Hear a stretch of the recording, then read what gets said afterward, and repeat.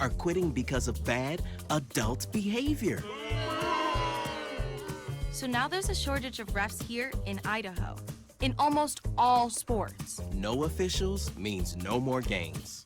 Is that what you want for us? Come on, parents. It's time to grow up. Cheer for your team. Be proud of your children. But stop being so ridiculous. And don't make us run another commercial. Because we will. This message presented by the Idaho High School Activities Association and the Idaho Athletic Administrators Association, reminding you to always practice good sportsmanship. Idaho 529 Education Savings Program. Our easy-to-use tools make it simple to plan for your child's education. With tax benefits, ownership flexibility ideal is the perfect way to save for college, trade school, K-12 education, and student loan repayment. Join us at our next webinar to learn more about the 529 plan. Enrolling takes just 15 minutes and you can start with just $25. Visit idsaves.org if you would like to learn more. Let's talk about open enrollment for health insurance. Your Health Idaho's got you covered with all you need to know. Open enrollment is the time of year where you can enroll in or change your health insurance coverage. And Your Health Idaho is the place to go for quality coverage at a lower cost. 25% of enrollees pay $25 or less. Make sure to enroll by December 16th to get covered and save money. It's about whatever makes you say to yourself, I am great. At Valleywide Cooperative, we're here when you need us. For 100 years, we have been here to help you with food, fuel, and good old-fashioned advice. And for us, serving is more than a job, it's a way of life, which is why we pour so much into the communities around us. We've employed hundreds of your neighbors. We take pride in that, and in giving back millions in sponsorships, grants, donations, and scholarships. It's our way of saying thanks. We're Valleywide, and yesterday, today, and tomorrow, we're here for you. Ads like this keep popping up, but I see through the hype because those vape clouds people claim are just water vapor contain as many as 31 different chemicals, like formaldehyde, the stuff they preserve dead bodies with. And while the flavors sound all harmless, we still have no idea what these ingredients could be doing to our bodies. But I already see vaping for exactly what it is. Get the real facts at BehindTheHaze.com.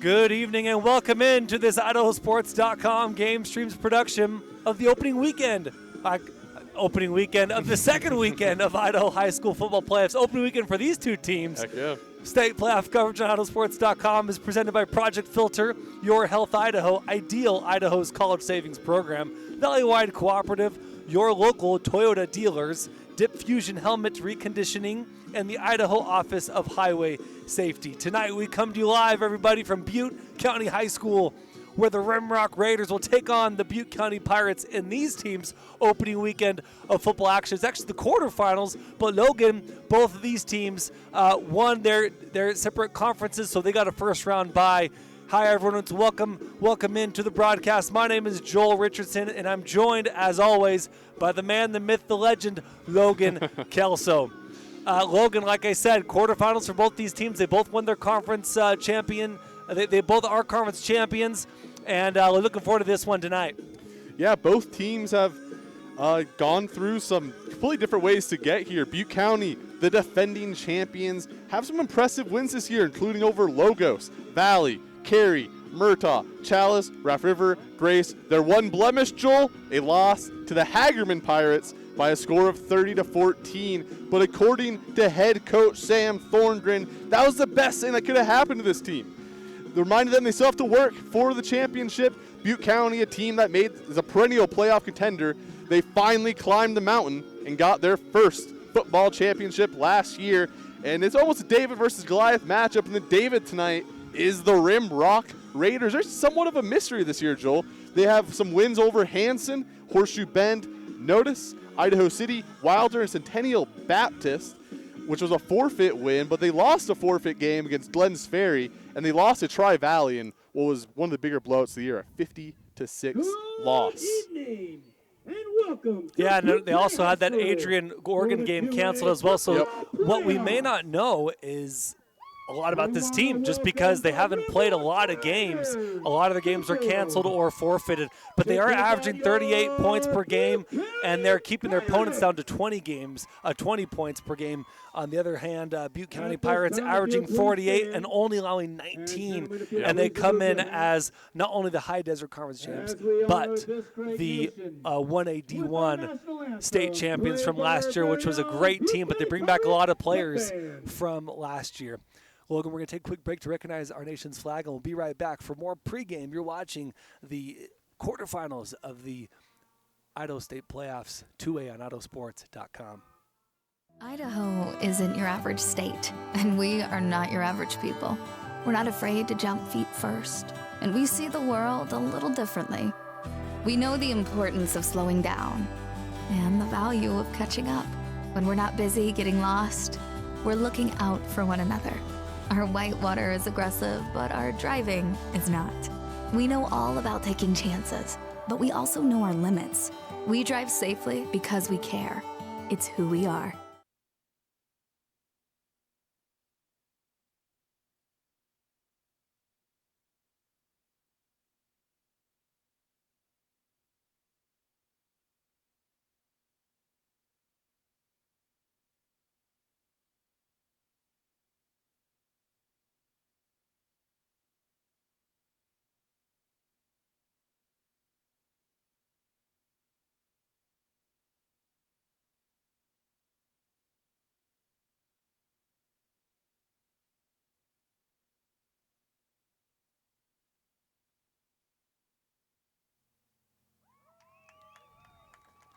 Welcome back to IdahoSports.com. Second week of playoff action, quarterfinals here at Butte County High School. Arco, Idaho, home of the Butte County Pirates, taking on the Rimrock Raiders from beautiful Bruno, Idaho, man. Really great job. And good job here from the pep band of Butte County Pirates, doing a great job on that rendition of the national anthem. We were talking about Butte County Pirates, how they are the defending champs from the 1A D1 state championship last year, but all the teams, Idaho is growing in a lot of places, and so the High School Athletics Association here in Idaho decided, let's bring in a 6A and let's have everyone move up a classification. And so you have a new 6A all the way down to 1A. No more 1A D1, 1A D2. So Butte County were the, you could say, the final state champions of that 1A D1. Now it's just 1A, and now Butte County and Rimrock find themselves in 2A football. Yeah, and both teams really have accepted the challenge moving up, as both teams have great records. Both won their conferences in their first year at the 2A level. And yeah, I mean, this one should be a good one. Both teams' first 2A playoff game, like we said, did not play on opening weekend. By winning the conferences, they got buys to this matchup here. Rimrock, talking to their coach over the week, he said this team has nothing to lose here. They expect Butte County to be the easy favorites. They admit it. They say that Rimrock's going to lay it all out on the field tonight. So let's talk about some of the keys to the game for both Butte County and Rimrock. For Butte County on offense, got a chance to talk with the coach, head coach Sam Thorngren, in his 18th year with the Butte County Pirates. He said, well, keys to the game is, run, stop the run, and he couldn't remember the last one there, Logan. Awesome comment from Sam Thorngren. But these guys are locked in. But run, stop the run, pretty simple from Butte County. Easy as it gets there. For Rimrock, it's going to be spreading the ball out on offense. They want to break Butte County's hybrid defensive zone. There's going to be a soft middle. Look for the edges to be exposed. And then on defense, they want to stop the run. They've been successful this season. And then stop the pass with their solid DBs. Obviously, Butte County can not only run, but they do a good job passing. We saw some of that in the warm-ups, Logan. Yep. They want to pressure the QB and get him throwing on the run, force the throws on the run, and then setting the edge are the keys for both the Rimrock Raiders and the Butte County Pirates. As we get set to kick off to start this matchup, Butte County kicking off to the Rimrock Raiders. Talked to Rimrock's coach, Sam Ward, in his 4th year, and he mentioned that if they have the chance to receive the ball, if they win the toss, they would receive the ball. So Pirates will kind of bunch up to start the game, but then spread out for this opening kickoff. Nice kick, takes an interesting bounce. Ball is fumbled, and the Pirates jump on it. Pirates will take over the ball on their on the 30-yard line. Crazy start to start the game, Logan. Yeah, that's wow. That's about as good as it gets for Butte County.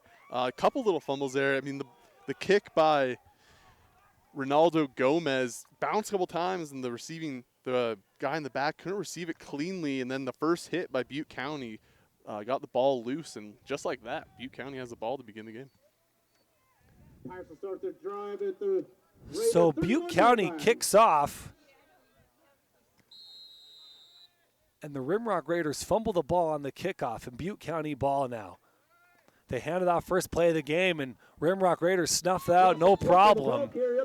And he just gets to the line of scrimmage. Nice defense to start this game from the Raiders. For the Raiders. Gain of a yard on the play brings up second down for the Pirates. Yeah, Raiders already feeling the pressure with a turnover already. They're going to want to stop Butte County from getting some even more early momentum by getting into the end zone.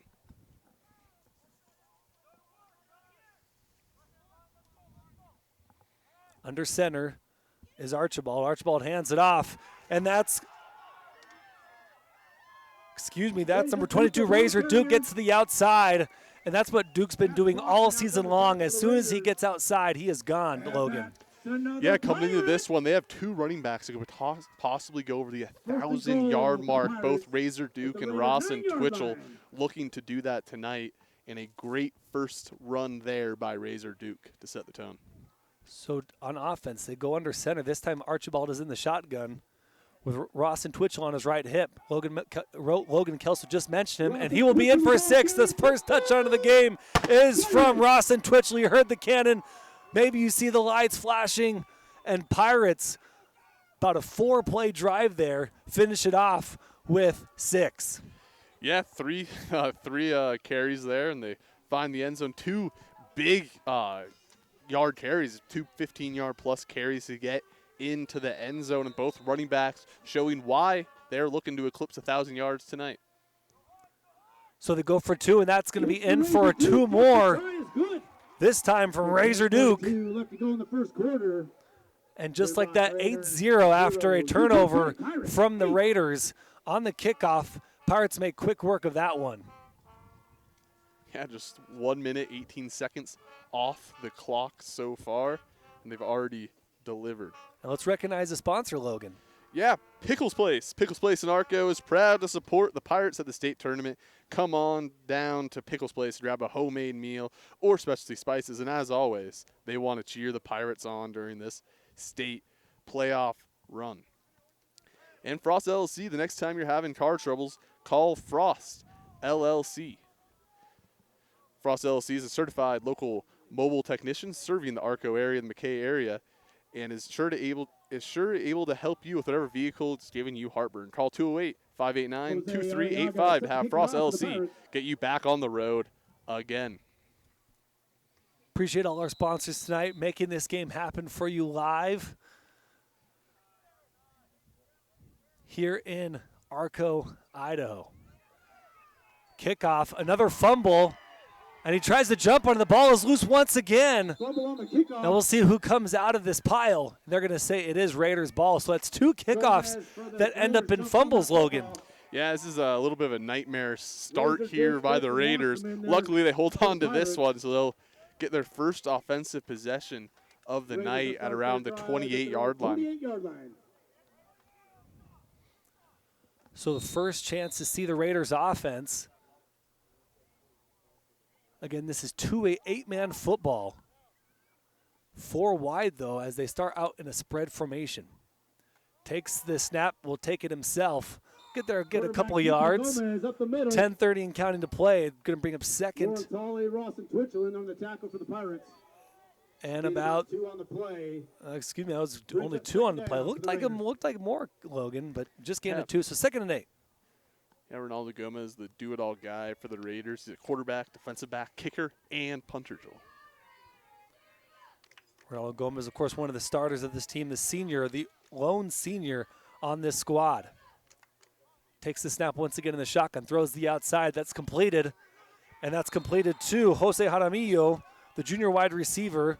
His brother is Joshua Jaramillo, who's a freshman running back / linebacker for the Raiders squad.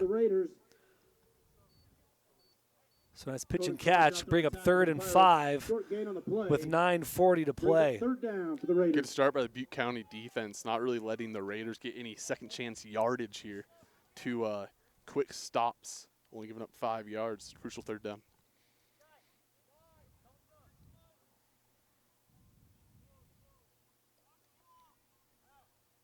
Gomez lined up in kind of a wing tee, and he'll take it himself, get some blocks, switches the other side, runs into his own blocker, and the Pirates are going to bring him down. He won't get the first down on 3rd and 5, and we'll see what they decide to do here as they are in their own territory. Yeah, it'll be interesting to see what Rimrock does here. They did say, the head coach said they were going to leave it all out on the field today. They have nothing to lose, so I would almost expect them maybe to go for it here early. Also, their quarterback, Ronaldo Gomez, like we said earlier, can punt, also can punt the ball. So, he could line up in the punt formation and still pass. Right. So Jaramillo in the shotgun once again, 4 wide, which is half the offense. Fumbles the snap, and he's going to be brought down. No, he gets out of the sack. He runs free. Nice spin move, but just gets back once again to the line of scrimmage. So he's almost sacked in the backfield, but he springs free, tries to make a man miss, and that's going to bring up 1st and 10 for the Pirates, but does make something out of nothing there, Logan. Yeah, I thought he was absolutely dead back there, about 10 yards away from the line of scrimmage, but he finds a way to get back to the line of scrimmage, so Butte County won't have as good a field position as they initially had on first contact. So Butte County back on offense. Archibald takes the snap in the shotgun, gets it outside to Coden Crosh, but that pass falls incomplete. 2nd down and 10. 8:20 to play. Clock stops. An uncharacteristic stopping of the clock. Yeah. In 8-man football with that throw. Yeah, both teams love to run the ball. Most teams do at the 8-man level. You're absolutely correct. A rare stoppage. Archibald takes the snap, hands it off. That's Stetson Wanstrom. Gets to the outside. That's going to be a flag in the backfield. This one may be coming back. Wanstrom, nice run, though, to the far side.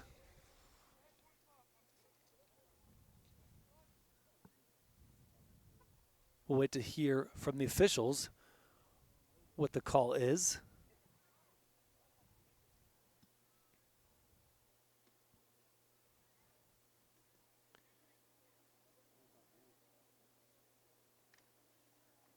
And look like it's going to be actually against the Raiders, Logan. Wow. On the Raiders. Pirates will decline the penalty. And that's another. So it was a hold. It was a defensive holding on the Raiders. They're going to decline the penalty, take the yards, and it's going to be 1st down in the Raider red zone. Pirates down to the Raider 13-yard line. On the 13, Archibald takes a snap. It's high. He hands it off. That is once again Razor Duke. Up the middle. And he tries to bounce to the outside, but can't get there. And I want to say second level, Logan, but there isn't much second level in 8-man football. Yeah, and that's what makes 8-man football very exciting. A lot of these games will tend to be very high scoring, a lot of fast-paced action. Idaho known to be one of the premier 8-man football states in the country. 2nd and 6. Archibald back to pass. Nice slant there from number 6. Excuse me. Keaton Archibald to Coden Crosh. That was number 9, not 6. There's no 6 on this roster. Nice quick slant. Good throw. And that gets him enough for the 1st down, Logan. 1st and goal. Yeah, 1st and goal now. I'd expect to put the ball maybe in Razor Duke's hands. He's lining up in the backfield. He's been pretty unstoppable early in this game. Look for the handoff here. It's going to be a quarterback keeper himself. He's in for 6, but a flag on the play. That could get us to 14. We'll see what the flag is. And it is going to be a hold on the Pirates. That's going to come back 10 yards. Back him up 10 yards. Still remains 1st down for the Pirates. So still 1st down, but 1st and more for the Pirates as they take 10 yards back. Yeah, I always hate to have penalties, especially in a first and goal situation. But luckily for Butte County, they really haven't shown their offense to be stopped yet. So on the 13-yard line, here they come under center as Archibald. He hands it off to his second man. That's number 10, Rawson Twitchell. Twitchell, the ball carried up the middle for the Pirates. And Twitchell gets some positive yardage. 7 minutes and counting to play. 39 degrees out to start the game. Clear skies. Really a beautiful, beautiful atmosphere for this game. Great. The Brown Mountains surrounding here. I moved here from Albuquerque 3-4 years ago, and I kept on saying this, but I miss kind of that brown scenery that you see on your screen. Archibald on the shotgun. He hands it off. That is, again, Razor Duke to the outside, and he's going to be in for 6 more. Nice sweep play there from Razor Duke, and that's going to bring us to 14-0, Butte County leading so far in this first quarter.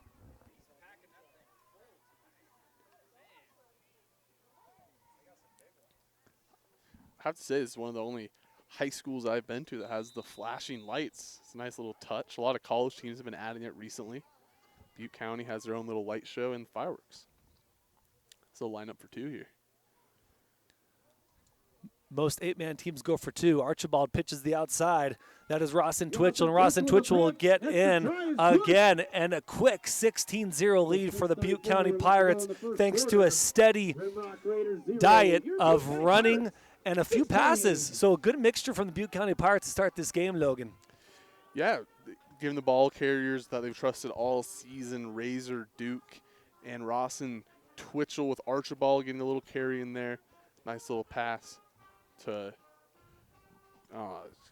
number 9, Coden Crosh. Yeah, Coden Crosh. And while we're taking a break, let's recognize some sponsors, Logan. Yeah, ATC Communications is a family-owned internet and phone company that has served Idaho communities for over 90 years. They are proud supporters of their local schools and want to wish the Butte County boys good luck at state. And Ivy's Market is a proud sponsor of the Butte County Athletics. At Ivy's Market, you'll find great selections of all your grocery, meat, produce, and bakery needs. Ivy's Market is your local hometown grocer serving our great community since 1989. They want to wish the Pirates good luck at state. Set to kick it off for the Pirates.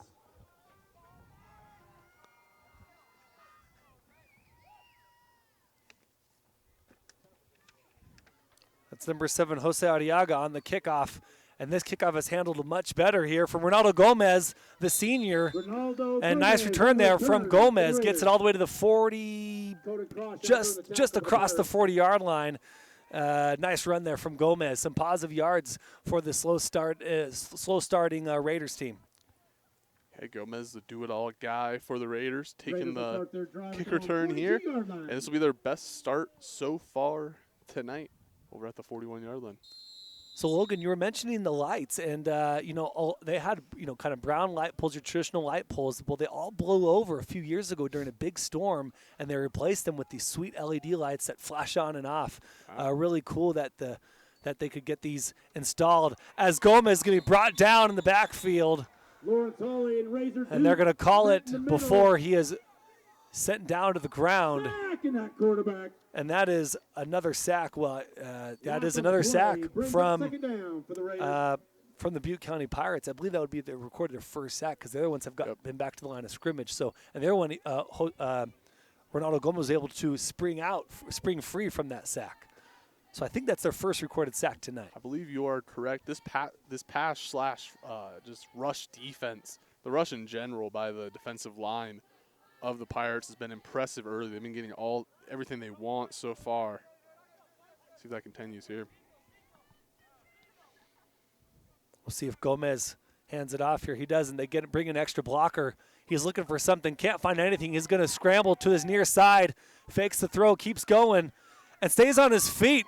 Another spin move. Great running there from Ronaldo Gomez. My goodness.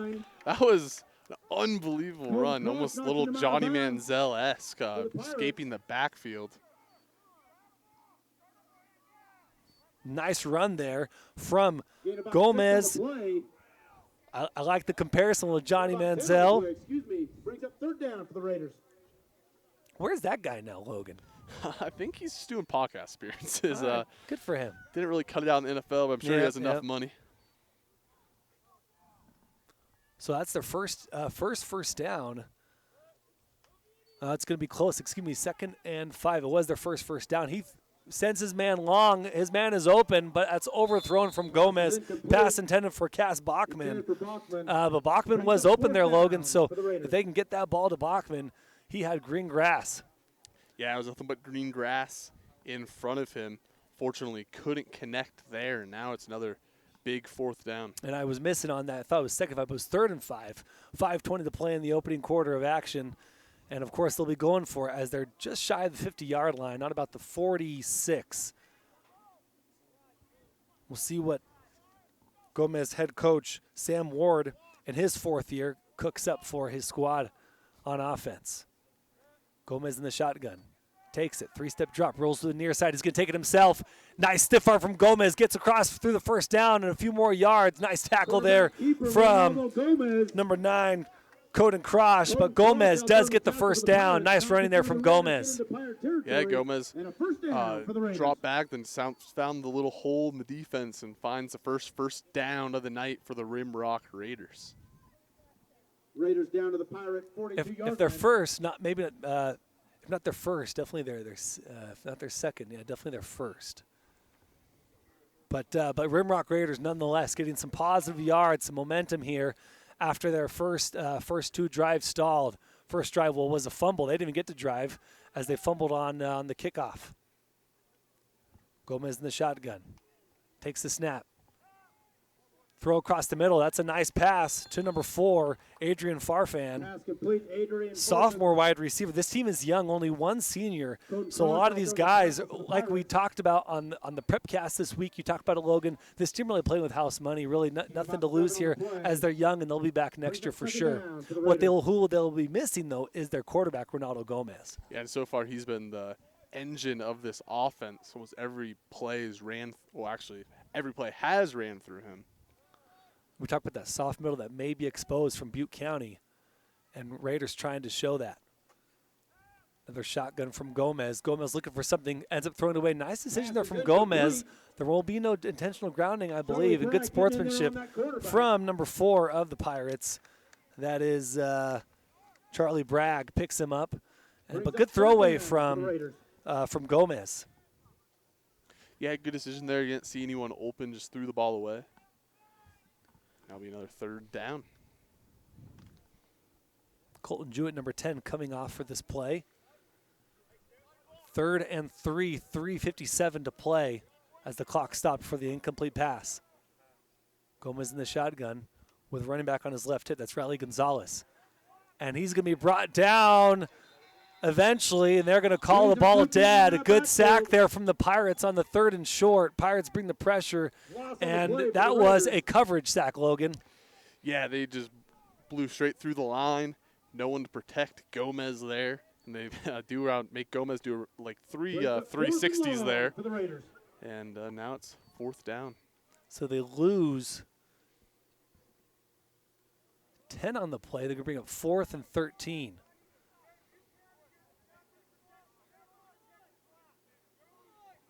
They will be punting this ball away, trying to get the number there for the punter. And that punt is blocked. An incredible block. Blocked with his entire body. And number 2 is just going to try to get the ball himself and go down with it. That's Cass Bachman who picks it up. And Charlie Bragg with not only the block, but the tackle. Yeah, there's no chance to get that punt off. Almost should have tackled the punter. And just bounces right off his chest. And another great special teams play by the Pirates early in this one. So that's 2 special teams, you could say, flubs by the Pirates or great special teams protection by the Pirates. Either way, Pirates get the ball with good field position. Let's recognize the sponsor. Yeah, Hot Ink is the place to go for your customized Butte County Pirate gear. Be sure to give Hot Ink a call next time you need your next team or event t-shirt. and they want to wish the Pirates good luck at state. And Stuker Jewelers in Mountain Home is a proud supporter of the Rimrock Raiders. Custom-made rings and assorted jewelry pieces crafted in store by their master jeweler, Michael. You'll want to check out Stuker Jewelers at 150 North 2nd East Avenue in Mountain Home. Stuker Jewelers, creating custom memories. And once again, Pickles Place in Arco is proud to support the Pickles at the state tournament. Come on down to Pickles Place to grab a homemade meal or specialty spices. As always, they want to wish Pirates good luck. So this next Pirates drive, nice spin move from Archibald, making everyone miss here in Arco. And Fonda's going to be tackled out of bounds by Cass Bachman. Archibald, great running there Cass Bachman taking him out of bounds on that first down play. Yeah, that was one of the more impressive runs I've seen almost all season. There were two defenders that had him dead to rights in the backfield, and he just runs straight through the little crease he found and then does a little bit of a spin move and gets close to the end zone around the 14-yard line. Pirates down to the Raider 13-yard line. So now they're on the 13-yard line in Raiders territory. Archibald under center, hands it off. He's going to fake it himself. Faked me out, and he's going to be in for 6. Great fake there from the quarterback.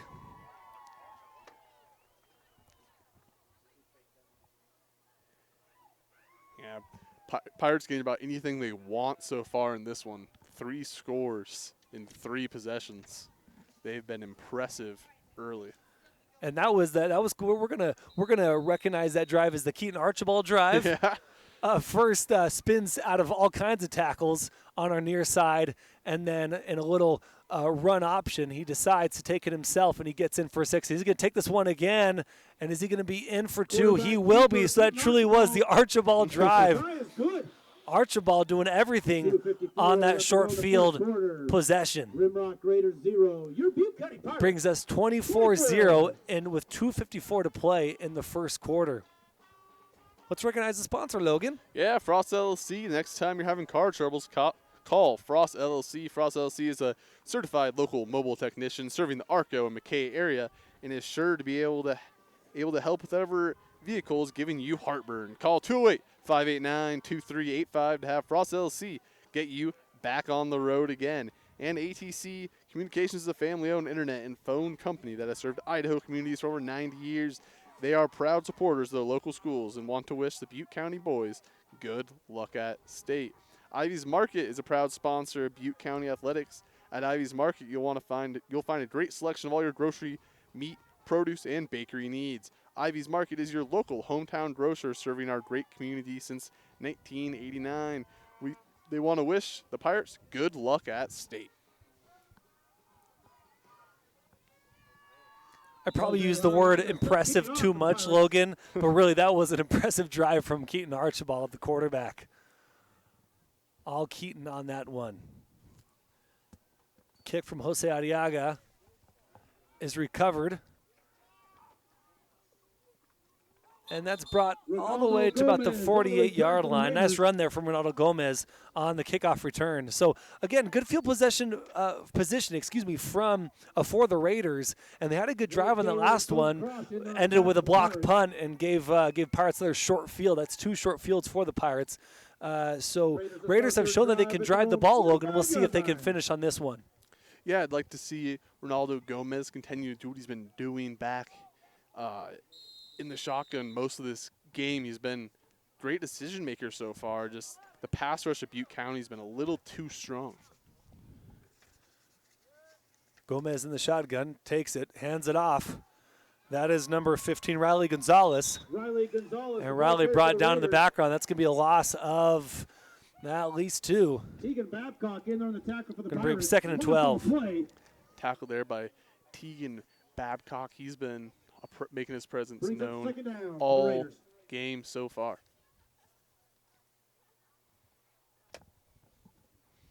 One of the many running backs listed for the Pirates.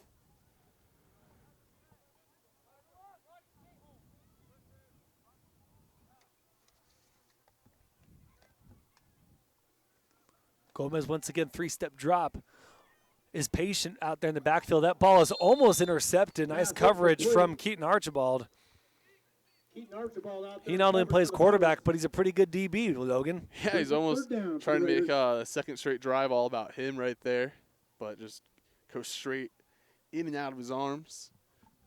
That'll be third down.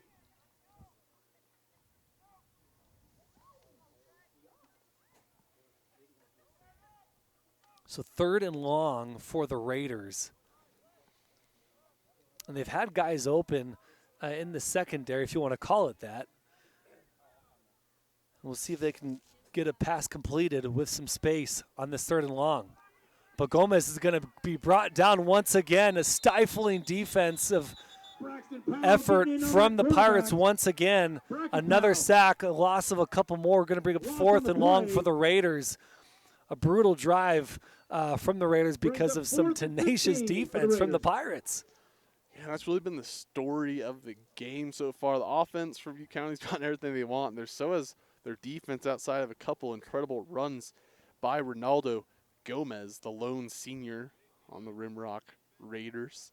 And see if they go for it here. It is 4th and 15, but down 24 early. The way Butte County's offense is rolling, never know when this game is going to get completely out of reach. Raiders trying to get themselves set for this play. I wonder what the play clock is on.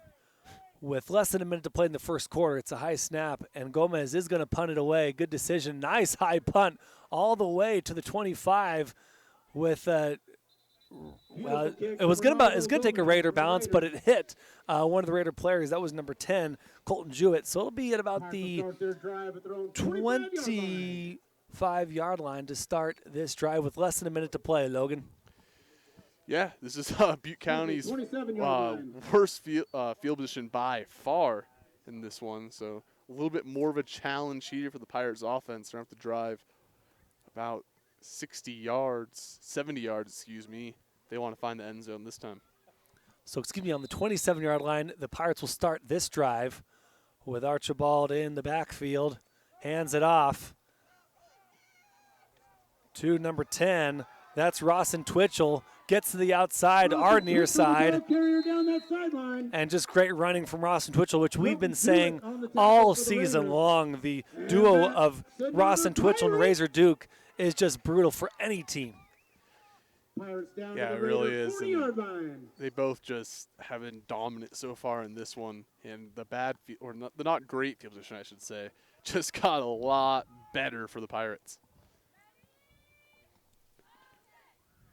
Just ran over 30 yards to get down to the 40-yard line.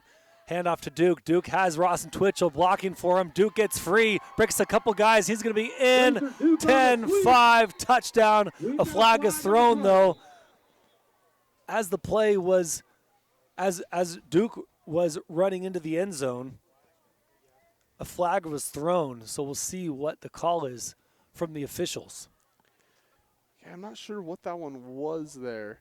It was a late flag thrown. Yeah, Rimrock's just going to line up for the extra point / 2-point conversion try.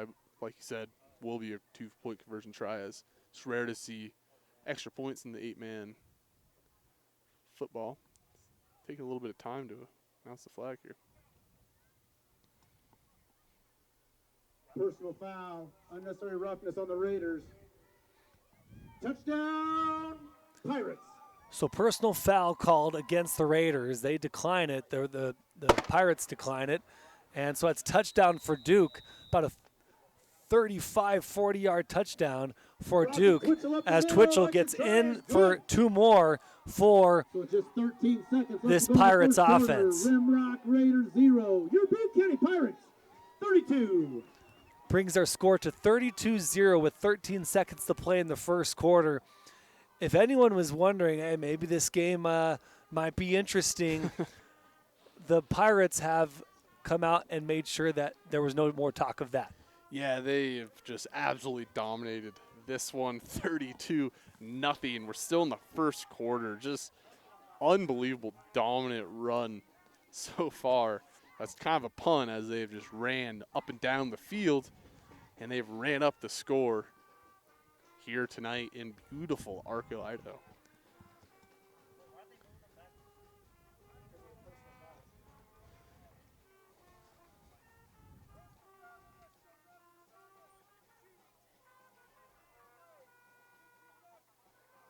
So there's another penalty on that two-point conversion. It was unnecessary roughness once again. And so that will move the Pirates to kick off at the Raiders' 45-yard line. And so we may see a rare 8-man kickoff go into the end zone. Yeah, this is one of the better kick positions I've ever seen in maybe all of football. And really, I shouldn't say 8-man. Really, most high school football, it's a rarity when these kickoffs go into the end zone. A nice kick. They won't let it go into the end zone. That's picked up by Gomez. Gomez gets to the outside, has some nice tackling. He's got room to run. 50, 40, 30. Gomez is going to go all the way. Touchdown, Raiders! On the return for the Raiders. Touchdown, Raiders.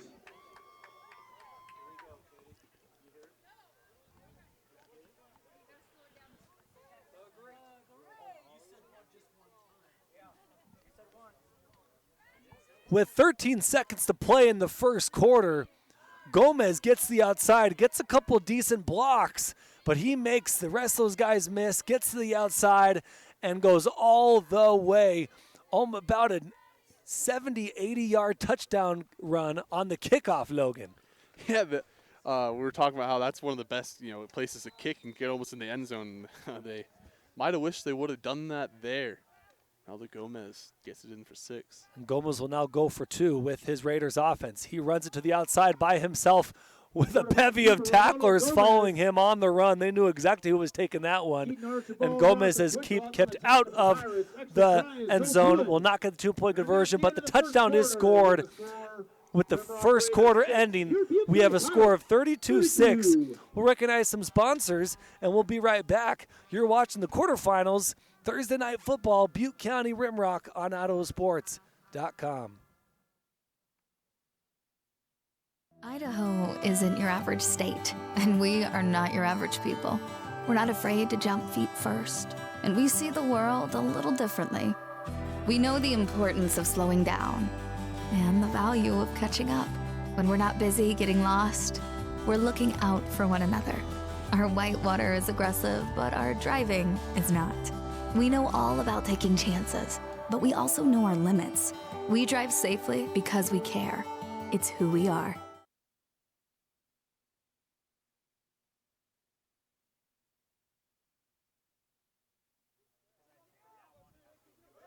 Welcome back to IdahoSports.com. Second round, first round for these teams, but second round quarterfinals of 2A state football here in the great state of Idaho. Rimrock Raiders just scored on a kickoff return by Ronaldo Gomez. And they do not get the 2-point conversion, but they have scored, getting themselves on the board as we get set to start the second quarter. But it's been mostly all Pirates despite that touchdown, as the Pirates are up 32-6 after a dominant first quarter. Gomez kicks it. It's a nice kick all the way to the 5-yard line, picked up, and looks like he wants to take it all the way. Coden Crosh tries to take it right up the middle and gets to about the 47, 48-yard line. Coden Crosh doing his own nice returning. Yeah, for a second there, I thought we might have got back-to-back kick returns for touchdowns, but nevertheless, great field position starting at their own 48, maybe 49-yard line. And that, I want to say Gomez was about an 80-yard touchdown kickoff return. That one may have been even a little bit longer, 85 for Crosh. Throw to the outside, and that falls incomplete. Just drops out of his hands. Coden Crosh was still thinking about the end zone from the last play, hoping to break through as he ran through the middle on the kickoff return, but incomplete pass. But we have a flag down, and we'll wait to get the call from the white hat. Officials doing a great job tonight. Got 4 officials here for this quarterfinals playoff matchup against the 2 conference champions. I'm interested to see what this is. Rimrock already had a couple personal foul and necessary roughness calls against him. You really hope it's not another one here.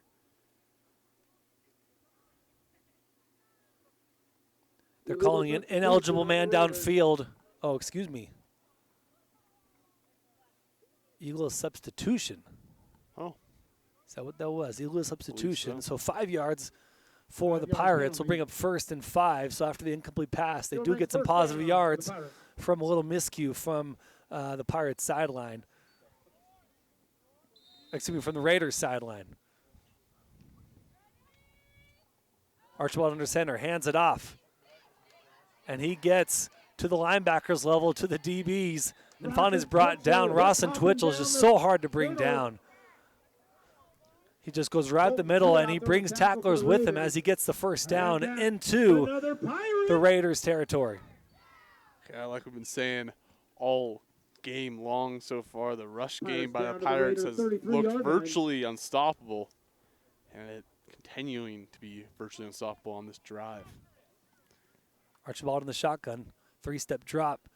They're going to go long to the air, and he's wide open. That's Razor Duke, 10-5 touchdown. Nice pitch and catch from the Pirates, and that's a touchdown for Duke and his All Blacks, Butte County Pirates. Yeah, when we were talking about the rushing attack, and they'll go through the air, and now they'll get a passing touchdown here. Razor Duke now with a rushing touchdown, now a receiving touchdown. Archibald now with a rushing touchdown and a passing touchdown.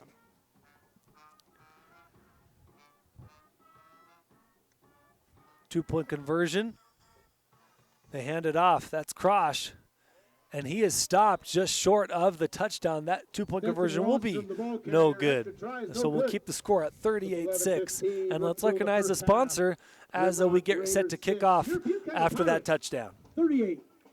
Yeah, ATC Communications, the family-owned internet and phone company that served Idaho communities for over 90 years. They are proud supporters of their local schools and want to wish the Butte County boys good luck at state. And I don't know if they need the luck as they're up 38-6 here in the second. And also Ivy's Market is a proud sponsor of the Butte County Pirates Athletics. At Ivy's Market, you can find a great selection of all your grocery, meat, produce, and bakery needs. Ivy's Market is your local hometown grocer serving the great Arco community since 1989. They want to wish the Pirates good luck at state.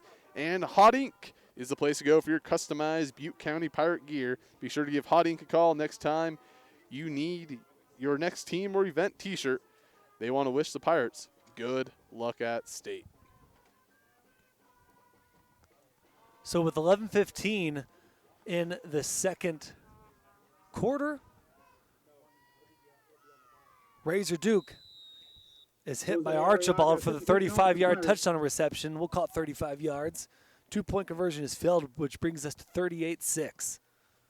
Kickoff is short. It's kind of a squib kicked, and that's caught, fumbled, but he jumps on it to about the 38-yard line. Yeah, a smart move by Cass Bachman to just fall on it instead of try to pick it up and get a second chance. They tried to do that earlier where they fumbled it off the initial touch of the ball and then ended up fumbling it off first contact. It was like they learned their lesson there.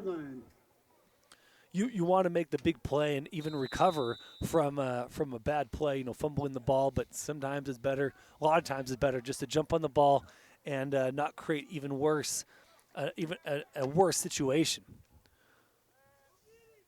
So Raiders scored on their last possession, which was a kickoff return. Here comes Gomez again, running to the outside, trying to find some air, and really has nowhere to go. Just a handful of Pirates there to meet him for the sack. Yeah, he had no room there, and he couldn't break the tackles, and Butte County with another great defensive stop. Timeout Raiders. And that's going to be a timeout for Raiders. We'll take a quick timeout. Let's recognize some more sponsors, Logan. Yeah, of course. We got Stuker Jewelers in Mountain Home. They're a proud sponsor of the Rimrock Raiders. They have custom-made rings and assorted jewelry pieces crafted in store by their master jeweler, Michael. You'll want to check out Stuker Jewelers at 150 North 2nd East Avenue in Mountain Home. Stuker Jewelers, they're creating custom memories. And once again, Pickles Place in Arco is proud to support the Pirates in the state tournament. They want you to come on down to Pickles Place and grab a homemade meal or specialty Pirates. And as always, they want to cheer on their hometown Butte County Pirates. I've personally been to Pickles Place, It is a place I believe everyone in East Idaho should get to go to at least once. They have great food, fried pickles coming about every single meal. It's a great place. I have a couple of their spices. I put it on my salmon. Pretty incredible out there, Joel.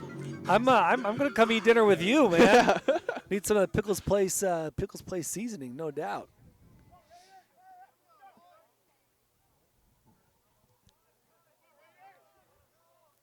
Here come the Raiders after the timeout, 2nd and 15. To kind of regroup and see what they can do on this drive as they find themselves in another 2nd and long situation. Gomez runs to the outside, throw over the top. That's going to be, not incomplete, but an interception. Good tracking there from the Pirates secondary, their DBs, but we'll see what the flag is. As the flag was thrown, as all three of those players, one Raider and two Pirates were coming down. That's going to be PI on the Pirates, and so Raiders will get the first down off that long throw. Yeah, good start here by the Raiders, excuse me, as they'll get an early first down. This will be some even better field position here. Penalty. This will be at around, looks like maybe the 50-yard line. Results in a first down for the Raiders. Ball out to the Raider 48-yard line. So Raiders all the way up to the 48-yard line. 10:39 to play. 1st and 10. Fresh set of downs for the Raiders. Gomez looking for something. Almost brought down, but evades the tackler. Throws over the top. Nice job, far side. Got a man open as they were trying to sack him, and his man made a good break to that to the sideline. And just nice over-the-top throw from Gomez to number 4, Adrian Farfan, for another first down for the Raiders. Yeah, Farfan has no one covering him. Great decision-making there by Ronaldo Gomez to shake off what looked like could have been a sack. Gets the pass off, finds Farfan for the first down. Adrian Farfan, just a sophomore on this team. Again, this team is young. Farfan plays wide receiver and DB for this 8-man team. Farfan is also a starter for this squad. Gomez takes the snap, runs back again to the far side, and throws it out of bounds, throws it away to live to see another down. Nice decision there from Gomez. Brings up 2nd and 10 with 10:20 to play in this first half. Yeah, I've been impressed by Ronaldo Gomez's decision-making early in this one. He's not forcing bad passes. He's been escaping pressure. Granted, Butte County's got in the backfield quite a bit, but it's not really Ronaldo Gomez's fault, as he's made some great, broken some great tackles to find some yardage in this one. And I wondered, now that they've thrown a couple times, maybe this is when you can get Gomez on the run and break off a long run. We'll see what they decide here on 2nd and 10. Gomez in the shotgun takes the snap. He's got 3 wide. They do go to the air. And Gomez decides to keep it himself. Makes a couple guys miss. Nice spin move, but tackled. And I think he will get a couple yards on that one, Logan. 10 minutes to play. And so nice scramble there from Gomez. Good decision. Bring up 3rd and 8. Yeah, he gets a couple yards there. Shortens the 3rd down here. Just 8 yards instead of 10. And, just might be 2 yards, but those 2 yards could be all the difference, especially when Rimrock's not getting a ton of yardage per play. And you can see why this Raiders team are the champions of their Western Idaho Conference. This run game is really good, and their passing game opens up the run game for them. Gomez takes the snap. He's got 2 blockers. He decides to go long. He's got his man open. Touchdown! Raiders. Gomez, the Bachman, over the top. He was covered by 2 men, but again, we said, as soon as they get that space, if they get the ball in, that's going to be a touchdown. And sure enough, 6 more for the Rimrock Raiders. Yeah, that was an impressive throw. A dime right there by Ronaldo Gomez to Bachman. And Rimrock, despite being down 26, still has a lot of fight in them. So we're going to call that a 30-yard touchdown throw from Gomez to Bachman.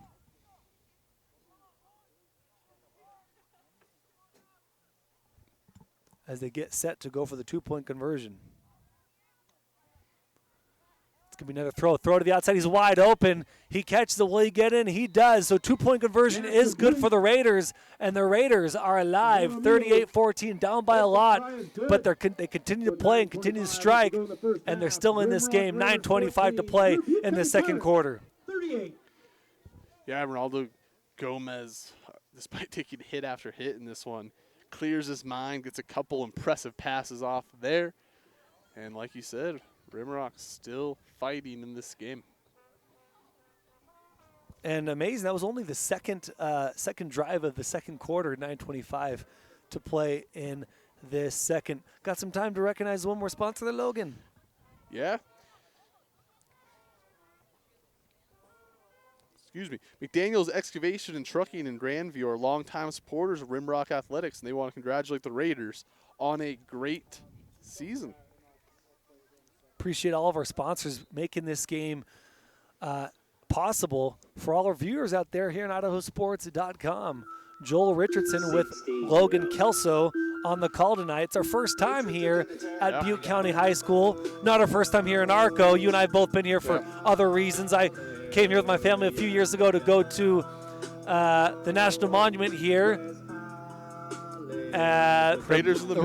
Craters of the Moon. Excuse me. I kept wanting to say Moon Rocks. Craters of the Moon. I mean, you're not wrong. I mean, it's they are rocks that look like moon rocks. Yeah, it's beautiful monument over there. Yeah, Craters of the Moon is awesome, and of course, Arco is the gateway to all the valley activities out here. We'll also shout out Bruno, Idaho, for Rimrock, as the ball is a little onside kick, kind of a funky onside kick right across the middle, but that ball is recovered by McCoy Jensen, son of Coach Todd Jensen, who used to be at Murtaugh, now here at Butte County, helping out the squad. And good recovery from McCoy Johnson. And they'll start with good field position on their own 40-yard line. Yeah, McCoy Jensen with a little bit of a risk by touching the ball and then catching it, but nevertheless. Archibald to the outside, to our near side. He's got green grass. Can they catch him before he scores? They won't. 10-5 touchdown from Archibald. That is a 60-yard run from Archibald. Yeah, I have to say, called a couple handful of games so far this season, and this one might already be the highest scoring game I've seen. We're only in 9 minutes still are left here in the second quarter. 44-14, an absolute shootout. Archibald got a great block on our near side, which sprang him free. And, man, wheels on that dude. Hands it off to Ross and Twitchell right up the middle. And that's 2 points, 2 more points for Twitchell and this Pirates offense. 46-14, 9:08 to play. We got 60 total points in this game, like you said, a shootout. Not necessarily close, unfortunately, for the Raiders. But for the Pirates, they love that 46-14 score. And for their fans, okay, with 9:08 to play, you're up 46-14. You start thinking semis. Who are we playing in the semis? And we'll talk about that during halftime. Yeah, semifinals next week. Quarterfinals. Last week is more of a kind of an appetizer. You get your playing games to really get to the quarterfinals. Quarterfinals is really when the playoffs start to feel more like the postseason. A lot bigger stakes. Just one win away from the semifinals, being a top 4 team in your classification. Rimrock hasn't been to the semis since 2001. And Butte County, obviously the defending state champions in the 1A Division I level. Now they're trying to make it their first state championship at the 2A level. Jose Arriaga set to kick off. After that touchdown, 2-point conversion was good. Ball recovered. Caught by number 18, Jose Jaramillo. And Jaramillo gets brought down, has really nowhere to run. And I've been so impressed. Obviously, Butte County's offense is unreal, up 46-14. but their defense has been smothering on special teams. Obviously on the run. Very impressive swarming defense by the Pirates. Yeah, outside of really some incredible plays by Ronaldo Gomez, Rimrock really has gotten much going on offense so far. And like you said, Butte County's just been smothering the Raiders all night long. So with 8:59 to play in the half, Raiders will take over on the 35-yard line. Gomez in the shotgun, just a quick three-step. And he's going to be, no, he's not going to be sacked. He spins out of it once again. Throw up the middle, is caught.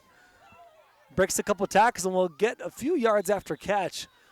Man, you know, the Pirates are there every time, but the Raiders continue to make plays happen, all thanks to Ronaldo Gomez in that quarterback slot, making something out of nothing. Gets the pass off, and they even get some positive yards. Brings up 2nd and 1. Yeah, like we already gave him the Manziel comp right there, but that one was even more Manziel-esque, getting the pass off and getting just short of the first down. He's been a pleasure to watch so far tonight, despite the score being very lopsided. Johnny Manziel, Patrick Mahomes, just really doing work there in that backfield. Quick handoff and good blocking on that right side. Better running from Colton Jewett, and that'll be enough for a first down for the Raiders. McCoy Jensen on the tackle for the Pirates. Rimrock started off a little cold, and then the last couple of possessions, they really stepped up here, getting a little stringing together some first downs, getting some good possessions. They found the end zone in their last two, kickoff return, and their last possession scored on a couple passes, and on this one, they're looking to score again here with the first down early in this drive. Ulysses Rivera comes off the field for a quick substitution, quick break. Gomez scrambling, looking for air. He runs to his far side, fakes inside. Nice moves there from Gomez. Continues to break tackles. They cannot bring him down, and Gomez will march and move and even stay on his feet despite the number of Pirate tacklers. My goodness, Ronaldo Gomez. Unbelievable. This is unbelievable to watch. Ronaldo Gomez is it's impressive. I'm kind of lost for words. Said it over and over.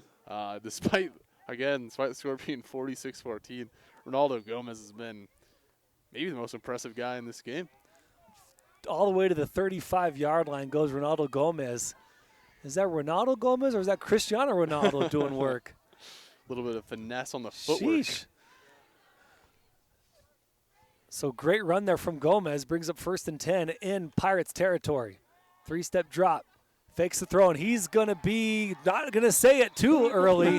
This time he will be brought down all the way back to, they're going to give him some forward progress, just to the 47, 48-yard line. Nice sack there from the Pirates.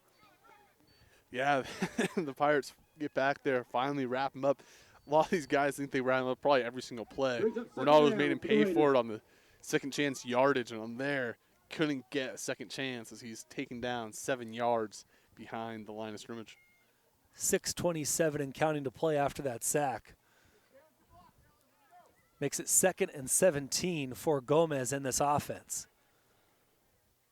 Gomez telling his backfield what to do. Excuse me, that was for Adrian Farfan telling his team the play. Gomez takes the snap, and he's going to throw to the sideline. That's going to be incomplete, just throwing that ball away. But it looks like we do have a flag that's going to be called for intentional grounding, Logan. Yeah, it's pretty rare to see that one called. But for Ronaldo Gomez, he either takes intentional grounding or probably gets taken down in the backfield for about as many yards anyway. Intentional grounding on the Raiders. And after the intentional grounding, Sam Ward calls over Gomez to discuss the play call as quarterback and coach discuss what they're going to do next. You know, Sam Ward is in his 4th year. He had a great conversation with Coach Ward. He said in his first year he had one assistant coach. Second year he had no assistant coaches. And then in this 3rd and 4th year he's now had 2. And he said he's had to learn how to adjust with letting other coaches do work, right? Right. And letting them develop and giving them responsibilities and not having control of everything and delegating. And he said it's actually been a lot more helpful not having to do everything. Gomez, quick throw over the middle. Nice decision there. He throws it, completed to Jose Jaramillo. And Jaramillo, the brother of Joshua Jaramillo, gets some positive yards, but that'll bring up a 4th and forever for the Pirates. Excuse me, for the Raiders. Yeah, it's going to be a Brings up 4th and deep long 4th for the Raiders. down. I expect a punt here. It's 24 yards is a little too much, but at the same time, Ronaldo Gomez, explosive legs. You never know. Yeah, indeed. And I mentioned in Sam Ward's first year, he had 2 assistant coaches. In years 1 and 3, had 1, and then year 2, he had 0. Gomez decides to take it himself. It is a fake punt. Can he get the 24 yards necessary? And he won't. He'll be shy by about 5 yards. So actually a good run there from Gomez. But there is an injury on the play. He did get tackled a little bit funky. And, man, he went down a little bit awkward there on the tackle. Yeah, you really hope he's okay. He's been an absolute star to watch tonight. He's going to get up pretty quickly. Let's give Ronaldo a hand. He does get up fast, but, yeah, he is favoring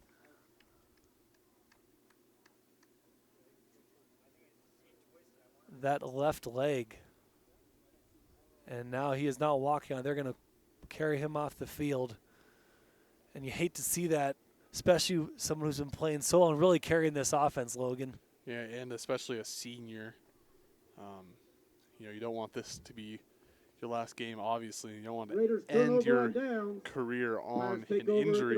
Ronaldo Gomez has been, in my opinion, the most impressive player to watch all game, despite the score. And 8-man is so tough to have, 1 injury, 2 injuries, because then, you don't have as much depth as you do in higher classifications in Idaho. Timeout Raiders. The Raiders will take a timeout. We'll take a timeout with you. You're watching the quarterfinals of 2A Idaho High School football on IdahoSports.com.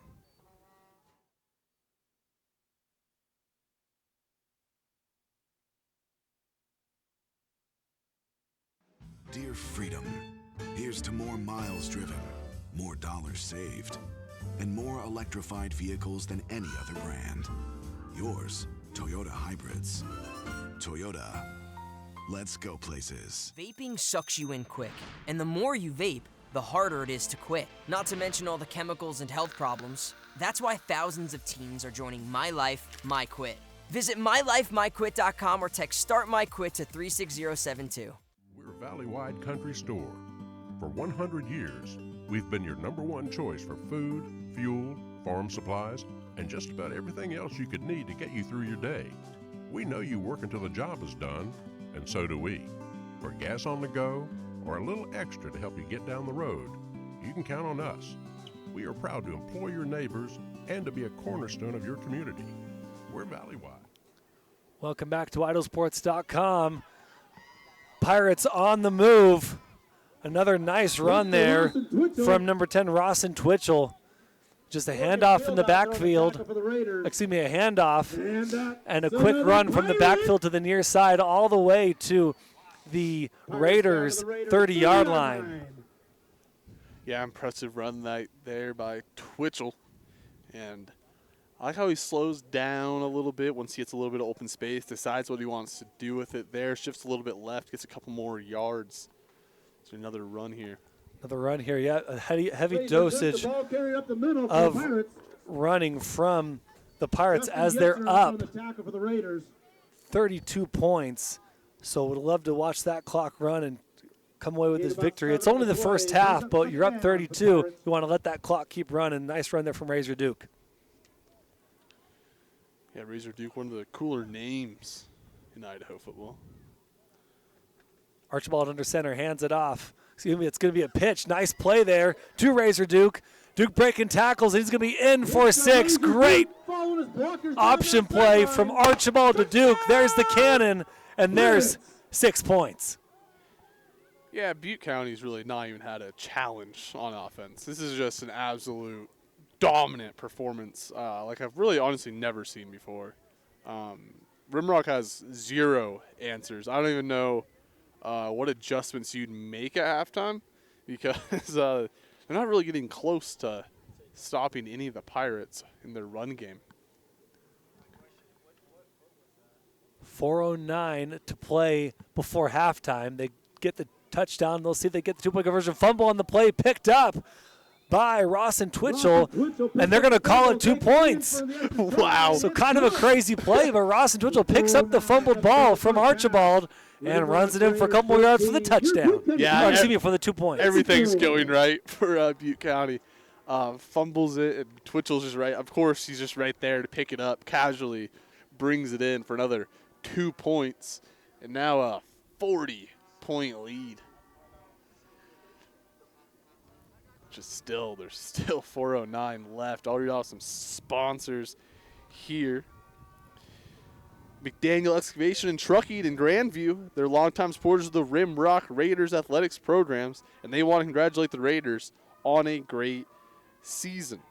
And Frost LLC, next time you're having car troubles, call Frost LLC. Frost LLC is a certified local mobile technician serving the Arco and Mackey area and is sure to help you with whatever vehicle is giving you heartburn. Call 208-589-2385 to have Frost LLC get you back on the road again. Butte County's been on that road down the field every single drive. They've found the end zone on every single drive. Just an absolutely dominant performance out of the Pirates. And during that drive, as we get set to kick off, Jose Arriaga, the sophomore kicker, and they fall on that ball. So good field position to start for the Raiders on this drive. Meanwhile, the coaching staff have been trying to tape up that left foot/ankle of Gomez. Ronaldo Gomez, he could not put any pressure on that foot as he was coming off the field, but as that last drive was going, he was up on his feet, he was sitting down, he was walking back and forth down the sideline, and man, Ronaldo Gomez, just a warrior, absolute fighter as he's looking to get back in this ball game. But meanwhile, they will bring in to replace Gomez number 2, Cass Bachman, with 2 in the backfield, and Bachman will fake the throw and take it himself. He ends up throwing the ball. That's completed to number 8, Jose Jaramillo. Cass Bachman gets it away. A bit of a wild play there, but it works, Yeah. and they get really good positive yards. Going to bring up second and 3, excuse me. Yeah, I saw Carlos Herrera warming up on the sideline throwing the balls. I was almost expecting him to come in at quarterback, but they go with Bachman instead, and Bachman gets 6 yards there. And Rimrock, we said it before in the open that they have nothing really to lose. Maybe the pressure now down 40s really made them feel that, as they've played almost completely different here in the second quarter as they did in the first. But again, the pressure comes from this Pirates defense. Bachman tries to throw it away. And again, more pressure from number 10, Ross and Twitchell. Number 22, Razor Duke, getting in the backfield almost every time. Yeah, it's been impressive. So look at who's coming back in this one, Joel. There he is, as you see on your screen, Ronaldo Gomez coming in. I mean, he is hobbled, but he is taped up. He comes in gingerly. But 3rd and 1 with 3:14 to play before halftime. We'll see what Sam Ward and Gomez cook up here, what Sam Ward's call from the sideline will be. He throws across the middle. That pass should have been caught, but just bounces off the hands and the chest plate. And that's going to be incomplete. 4th and 1. Brutalized. That was a good throw from Ronaldo Gomez. Yeah, and he took a little hit on that play. Gets up there by the help of his teammates And 4th and 1, they got to go for it here. See what they got. You almost wonder if they'll rush the ball, but Butte County's just been able to stop them all game on the rush. And with Ronaldo Gomez's legs, you don't know how much he has really in the tank to have a breakaway run. They just need 1 yard here. In the shotgun. And they get encroachment. Nice hard snap there. That's the first hard count of this game from both teams. And great execution on the hard count, and they'll get first down on this possession. So, with 3:08 to play, 3:08 to play in the first half, 54-14. They get a first down off the encroachment, and in the shotgun, we'll see what Gomez can do with that hobbled left foot / ankle. He hands it off. Riley Gonzalez, the ball carrier, and they will get a couple yards. Richard Livesay out there on the tackle for the Pirates. Short gain on the play. And so good for for the Raiders. A decent first down handoff. When you're not running Gomez, you're excited to get some yards. 2nd and 8.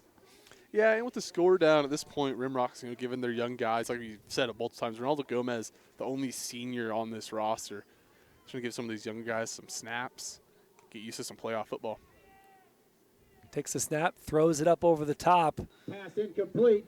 Shouldn't have said over the top. That's to the far sideline. Ball incomplete. 3rd down for the Raiders. Coden Cross was in the area for the Pirates. And Gomez comes off again. The field hobbled. Really can't do much. Yeah, you understand. He's a senior. Could be what could be his last football game. But at the same time, you got to remember, especially in smaller schools like Rimrock, they're going to play. They play multiple sports, and you want to have him healthy for his next sports season. 3rd and 8. As he comes off the field, his coach embraces him. No doubt, wanting to make sure that he is grateful for his efforts. And Ronaldo Gomez will take a seat on the bench and try to rest that foot. Ball falls incomplete. 4th and 8, 2:13 to play in the first half. Number 13, Carlos Herrera comes off. Excuse me, doesn't come off. Comes to get the play from Coach Ward. We'll bring it into the huddle. 4th and 14. Sam Ward, like you said, is his 4th year as head coach during a massive rebuild project with the Raiders. And some of these younger guys showing some flashes here. Carlos Herrera, one of those guys. So they're going to go for Bachman. Throws a duck into the middle of the field. Almost caught by number 8, Jose Jaramillo, but better defense. Raiders will turn over on downs. By Bridger Livesay. And that's going to be turnover on downs. More great defense from the Butte County Pirates. Yeah, you can't really blame Bachman there. He saw 2 all-black uniforms right in front of him. He just had to get that ball out. Good on him to at least get the ball out of his hands. But like you said, not the best throws, kind of hung up there. And it was in the area for Jose Jaramillo, the junior. Here comes another run from Ross and Twitchell. The Pirates, they get a great block every play. We'll talk about their offensive line at halftime and into the 3rd quarter, but their offensive line has been so good tonight, creating massive holes and getting a great pull when they go to the outside.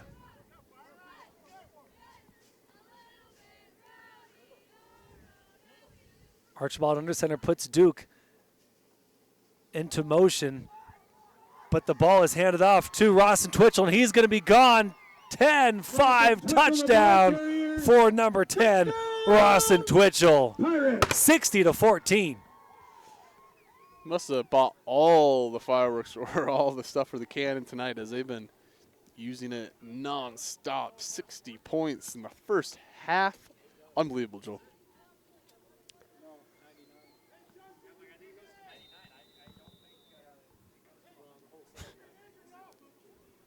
So Roch and Twitchell executes a 40-yard touchdown run.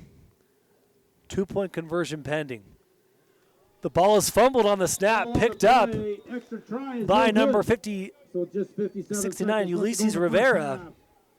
And so the two-point conversion is no good. Pirates, 60. Let me talk about some of our sponsors. ATC Communications is a family-owned internet and phone company that has served Idaho communities for over 90 years. They are proud supporters of local schools and want to wish the Butte County boys good luck tonight.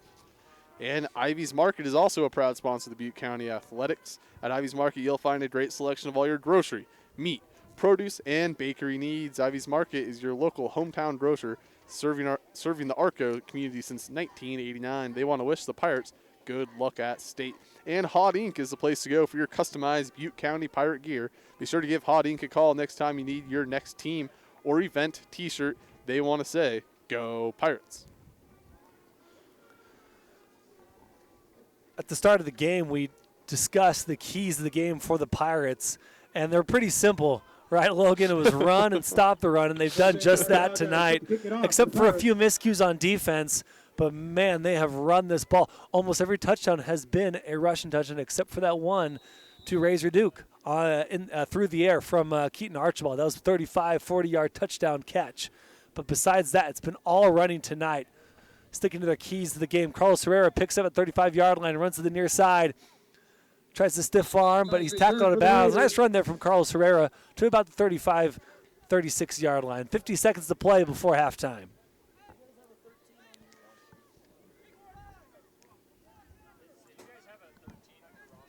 13 with the carry, Carlos Yes, Herrera. Carlos. And, we're talking about the keys a little earlier. It was run the ball and stop the run. And he said he couldn't remember the third key. Well, he doesn't really need to remember the third key, as all they really need to do is run and stop the run tonight with a 60-14 lead.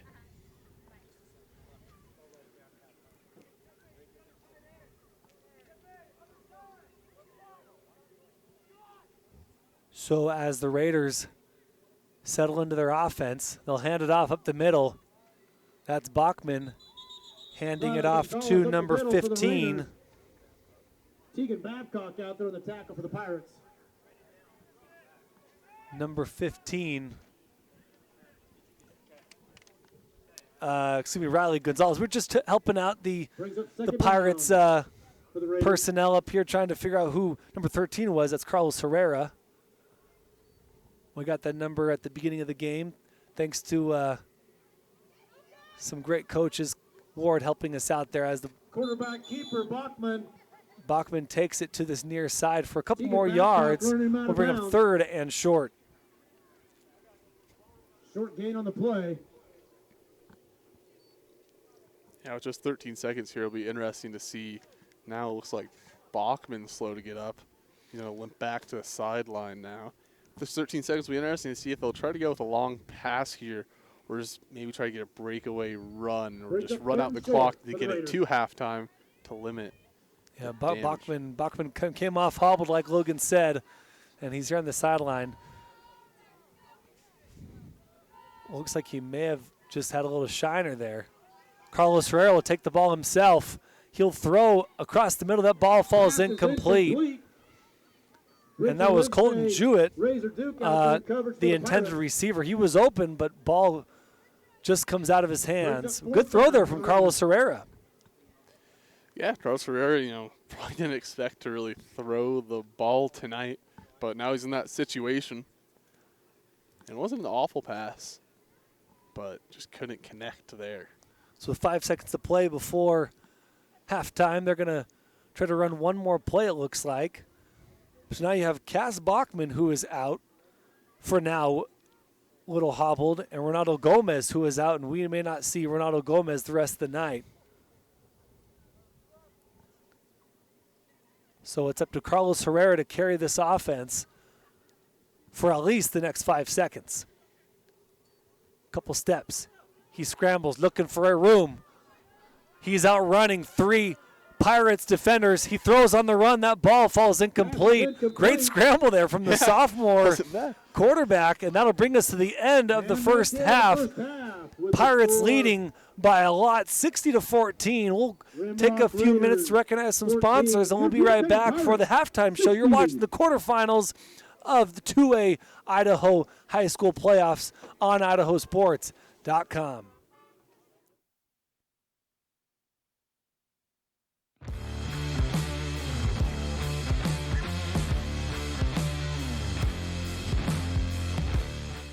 Dear road rivals, every new Toyota comes with Toyota Care, our no-cost maintenance plan. Nissan and Ford charge extra for maintenance. At Toyota, we take care of our drivers. Join us. Toyota. Toyota. Let's go places. Let's talk about open enrollment for health insurance. Your Health Idaho's got you covered with all you need to know. Open enrollment is the time of year where you can enroll in or change your health insurance coverage. And Your Health Idaho is the place to go for quality coverage at a lower cost. 25% of enrollees pay $25 or less. Make sure to enroll by December 16th to get covered and save money. This year, help dreams come true with the Ideal Idaho 529 Education Savings Program. Our easy-to-use tools make it simple to plan for your child's education. With tax benefits, ownership flexibility, Ideal is the perfect way to save for college, trade school, K-12 education, and student loan repayment. Join us at our next webinar to learn more about the 529 plan. Enrolling takes just 15 minutes and you can start with just $25. Visit idsaves.org if you would like to learn more. Vaping sucks you in quick, and the more you vape, the harder it is to quit. Not to mention all the chemicals and health problems. That's why thousands of teens are joining My Life, My Quit.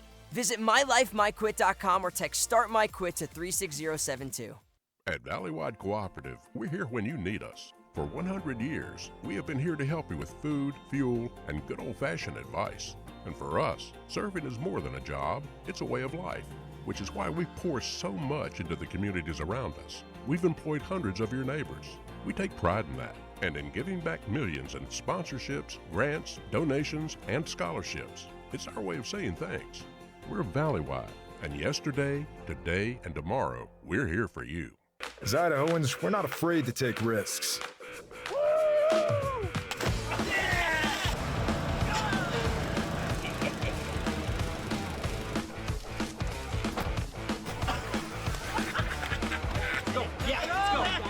All the way, all the way. Go. All the way down, all the way down.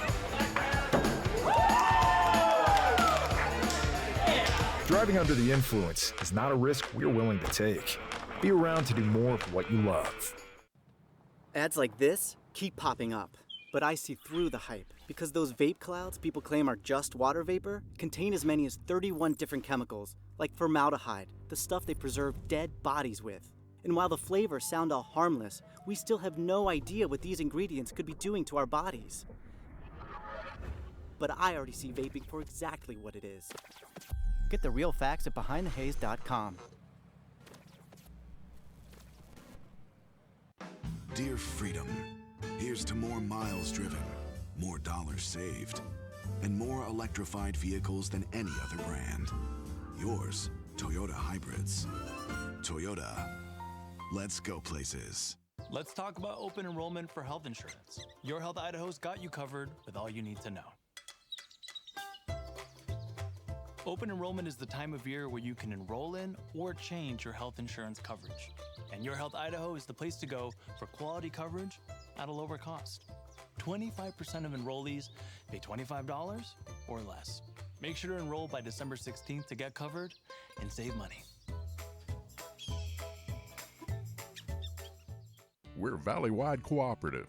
For 100 years, we've been your first choice for residential and commercial propane, fuels, oils, and lubricants. We service HVAC, install water heaters, propane tanks, and accessories. And yes, we'll even deliver right where you need it. Because for us, serving is more than a job, it's a way of life. We are proud to employ your neighbors and to be a cornerstone of your community. We're Valleywide. Yesterday, today, and tomorrow. We're here for you. Dear Triathlon, let's take on iconic trails and race straight to the top. What's the point of winning if you can't enjoy the view? Yours, Toyota SUVs. Toyota. Let's go places.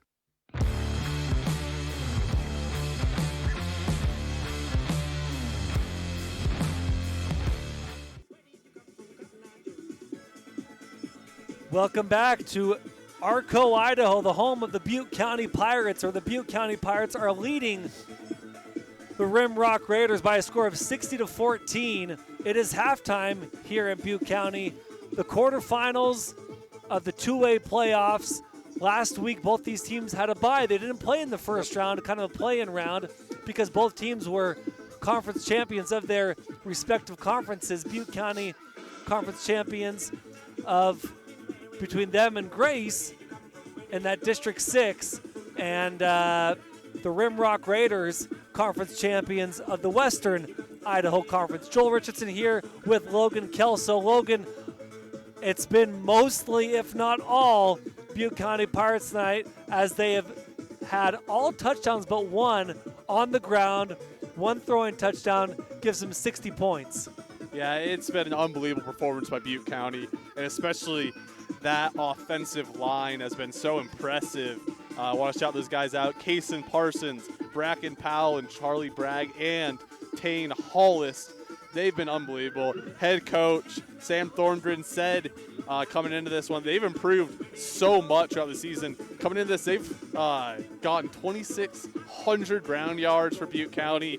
That number is jumping even more tonight. It's just been a super impressive effort. And defensively, outside of a couple miracle plays by Ronaldo Gomez, they have been unstoppable on both sides of the ball.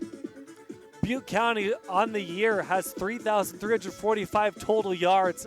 Opponents only get 1,720 yards on the season. Just really impressive. Passing yards, 721 on the season.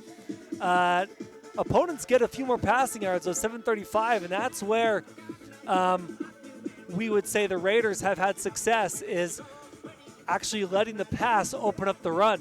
Yeah, they've been able to, before Ronaldo Gomez went down with injury, he was starting to dice up the defense through the air. He had some impressive throws, finding guys like Adrian Farfan and Cass Bachman. And, it's tough when he had to go down, and now they had to throw in Cass Bachman over at QB. He actually had a completion, and then now he's a little hobbled up, so they had to throw in Carlos Herrera. And Herrera, despite not completing a pass, he had one pretty solid one. Then to end the half, scrambled away from 3 all-black uniforms and, got the ball close to receiver. Still, nevertheless, an impressive pass by, trying to be wrong, the sophomore. Yeah, and, he wasn't on the roster. We got the name from Coach Sam Ward of the Raiders before the game. And the PA announced upstairs that, who is this guy? So they asked if we had it, and we were able to help them out with that name. Carlos Herrera, only a sophomore, short dude too, but yeah. Man, played really well on that drive, honestly. Yeah. All things considered, did a good job, even though he wasn't able to complete a pass, but did a good job to finish that drive. Let's go back to the rushing attack from the Butte County Pirates team. Obviously, Ross and Twitchell, Razor Duke, they both on the season have 881 yards and 879 yards, respectively. So they are, and tonight they probably are getting close to over 50 plus. And they're trying to eclipse that 1,000-yard season, which would be incredible for any level, but maybe a bit easier for 8-man football when there's just not as many defenders. But nonetheless, very impressive that both these players can eclipse 1,000 yards on the season. Yeah, and what jumps out to me, I thought this was a typo at first. Razor Duke is averaging close to 14 yards per carry this season.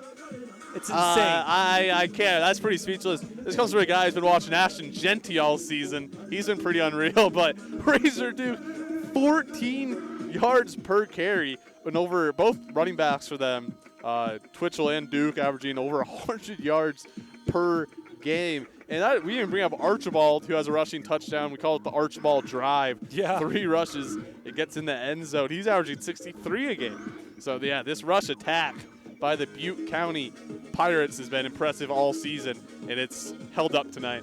Your touchdowns by the Butte County Pirates. Razor Duke has 2 rushing touchdowns, 3, 4. I believe it looks like he has 4 rushing touchdowns so far on the night. Archibald has 1, and then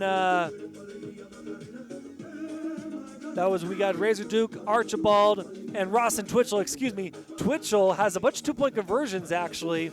But Twitchell has that long last one, the 40-yard touchdown run to end the second half, mostly to end the second half.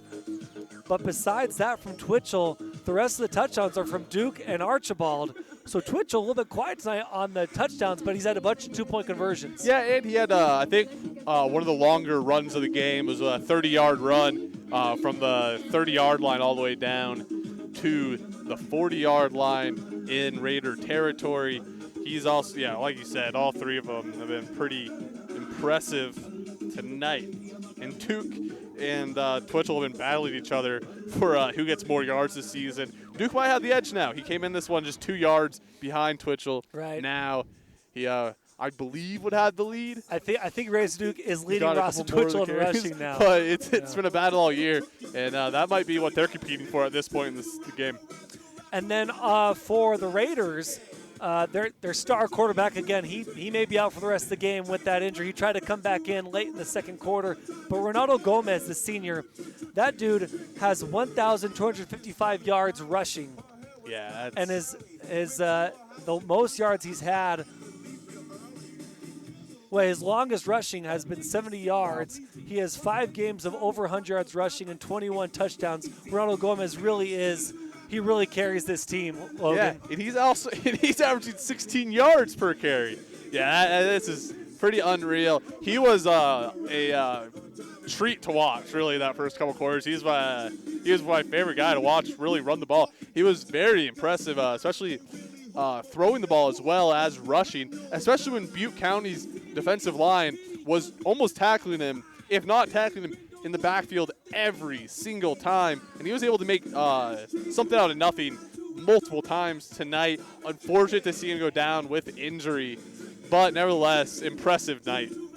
And speaking of injury, both teams came into this game relatively healthy. There are a few players banged up from both squads that aren't playing tonight.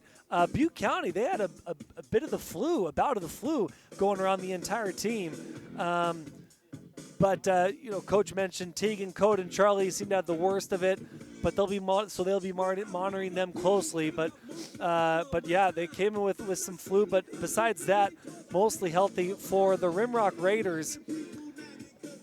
They also, they had some sickness going around, but mostly healthy.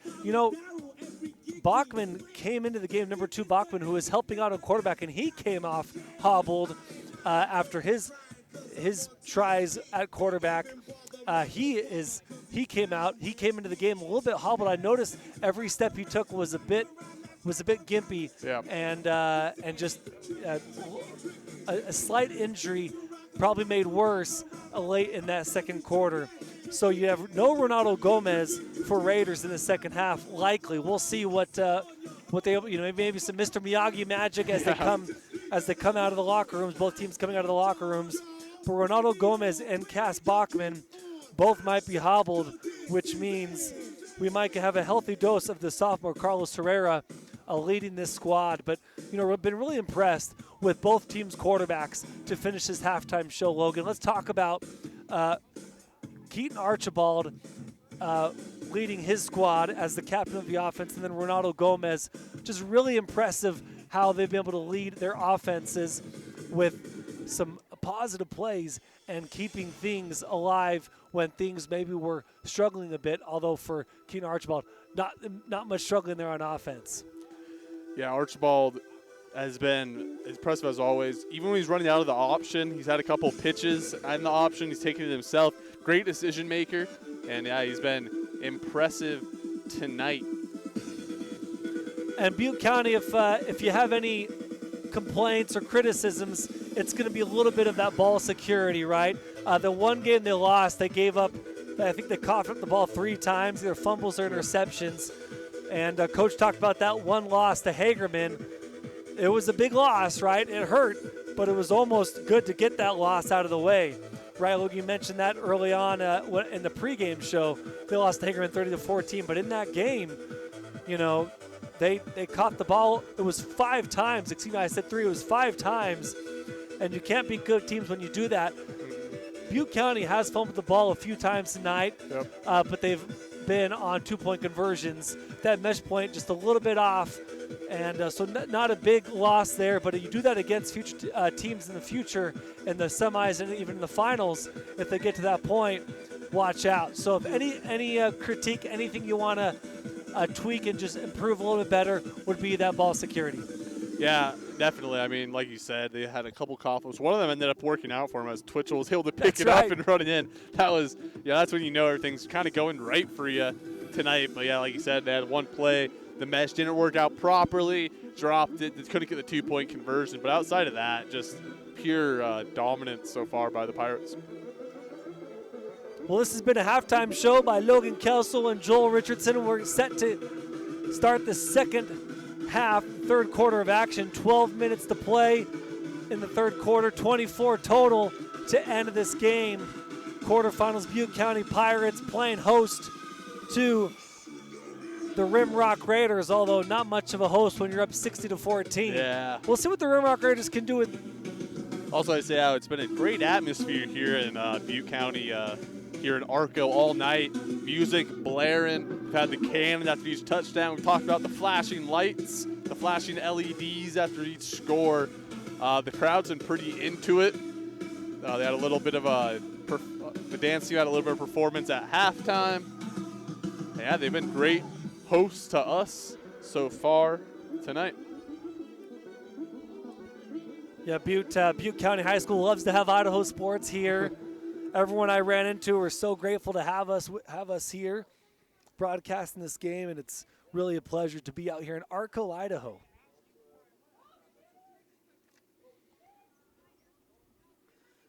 The Raiders will kick off to start the second half,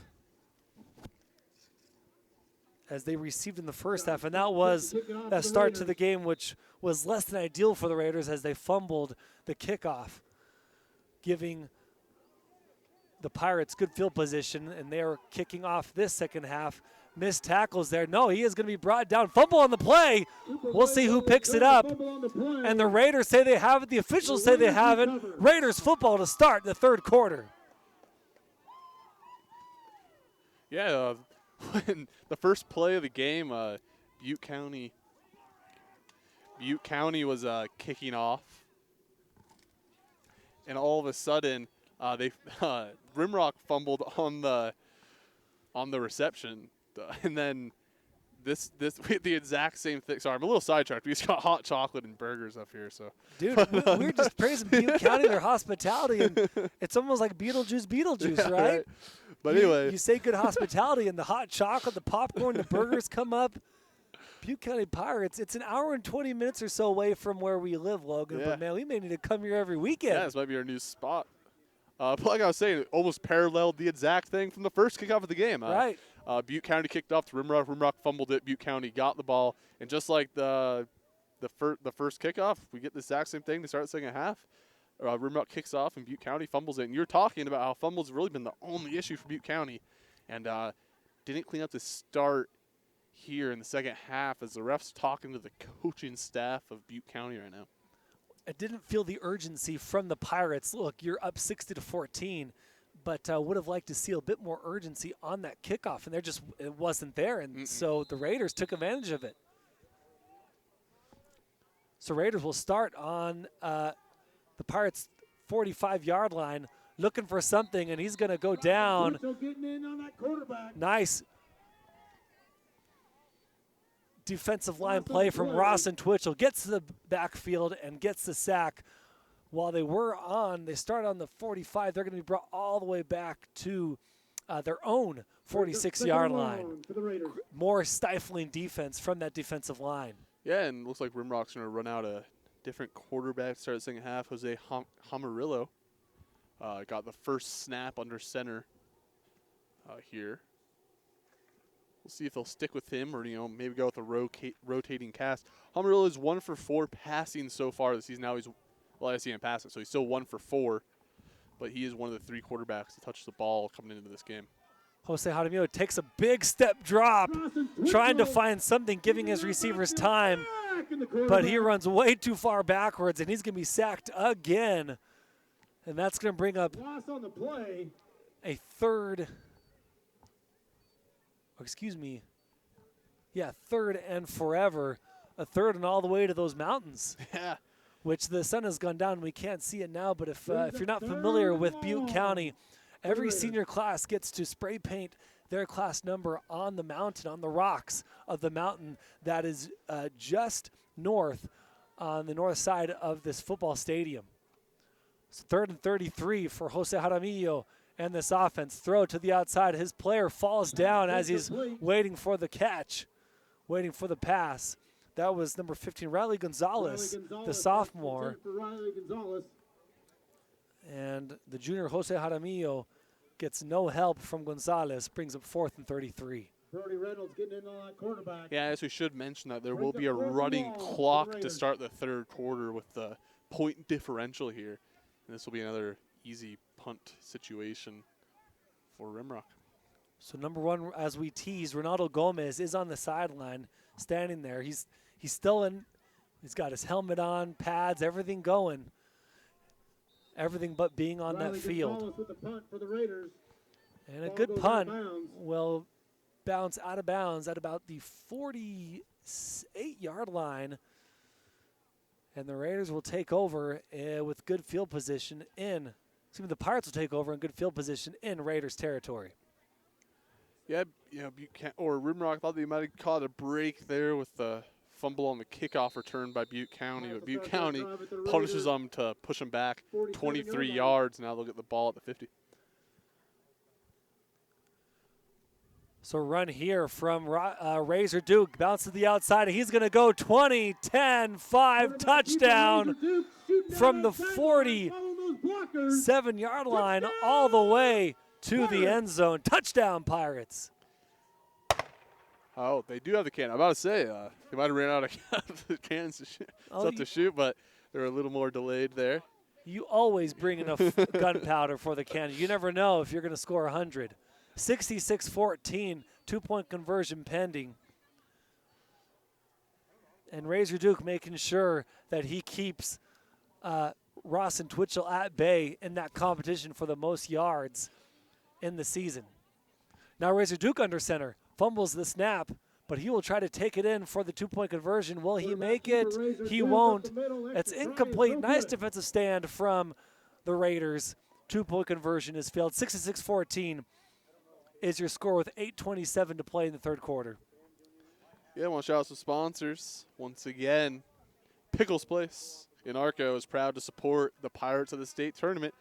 Go on down to Pickles Place and grab a homemade meal with specialty spices, and as always, they want to cheer the Pirates on. Pickles Place is, we already talked about it a little bit. I've been there now a handful of times. First time I went there, I was showing like 13, off, Logan. Okay, 14. okay. Went recently again. Still holds up. They have pickle spears there. Fried pickles are unbelievable. The spices might be even better. I put it on some meat, some salmon. Just a great overall place. Unfortunate that I'm not going to be able to go there tonight. We actually might be our first time in Arco not going to Pickles Place. Man, you're killing me. But we do have a couple great burgers right here. Popcorn, hot chocolate. Again, thanks to Butte County for taking care of us here tonight. We've talked about Butte County is here in Arco, Idaho. Gateway to the Lost River Valley and Craters of the Moon. Great valley out here. Lots of great hiking, rivers. Squib kick all the way to the 30. And they were yelling, falling it, but Carlos Herrera takes it himself, bounces to the outside, and he's going to try to go all the way. But he will be tackled, pushed out of bounds at about the 21-yard line. Touchdown saving tackle by number 1. That's Cooper Williams.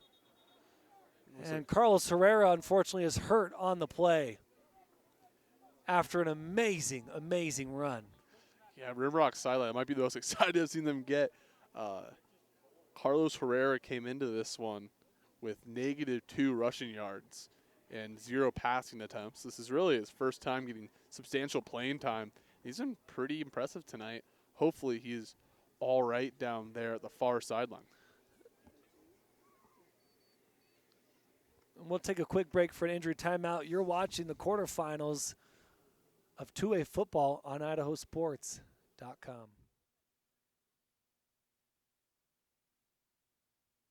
We're Valley-wide country store.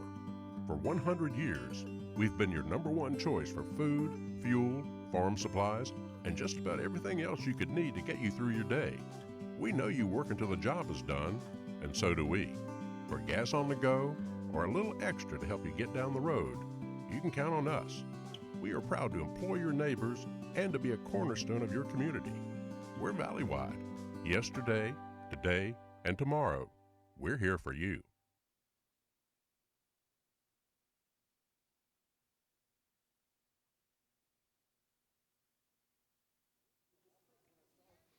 Welcome back to IdahoSports.com. Carlos Herrera is able to get up with some assistance and walks off the field with some help. And looks like, hopefully it's not too significant that because he was able to walk on it. But man, what a great return from Carlos Herrera. Hopefully he's okay and he can come back in the game. If not, hopefully he can recover well. As Jose Jaramillo, number 8, will take it. After that great return from Carlos Herrera, Jaramillo finally finds his man, and that falls almost intercepted, but incomplete. Cooper Williams out there in coverage for the Pirates. Brody Reynolds and Wade Daly in there on the quarterback for the Pirates. And the intended receiver was Adrian Farfan, the sophomore.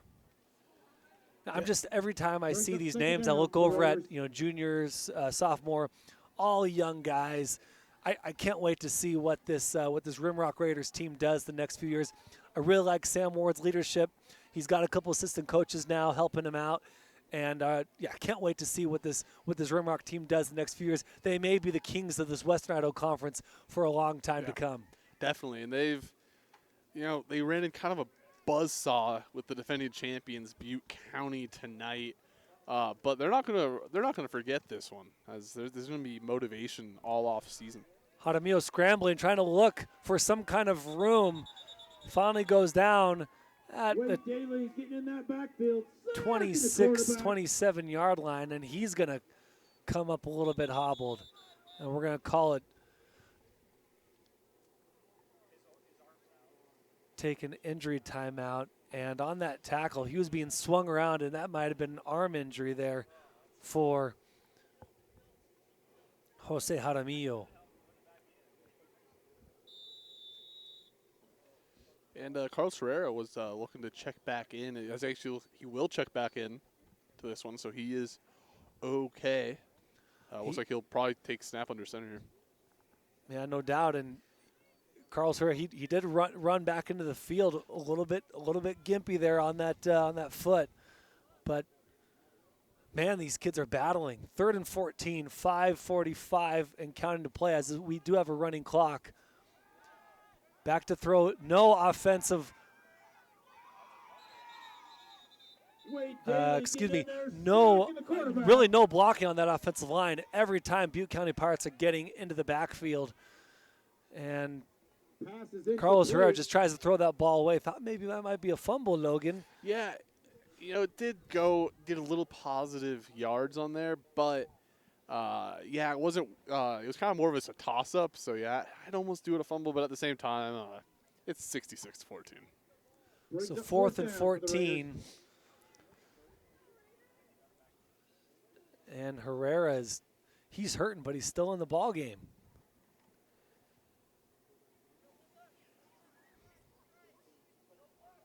Yeah, sophomore showing a lot of heart here.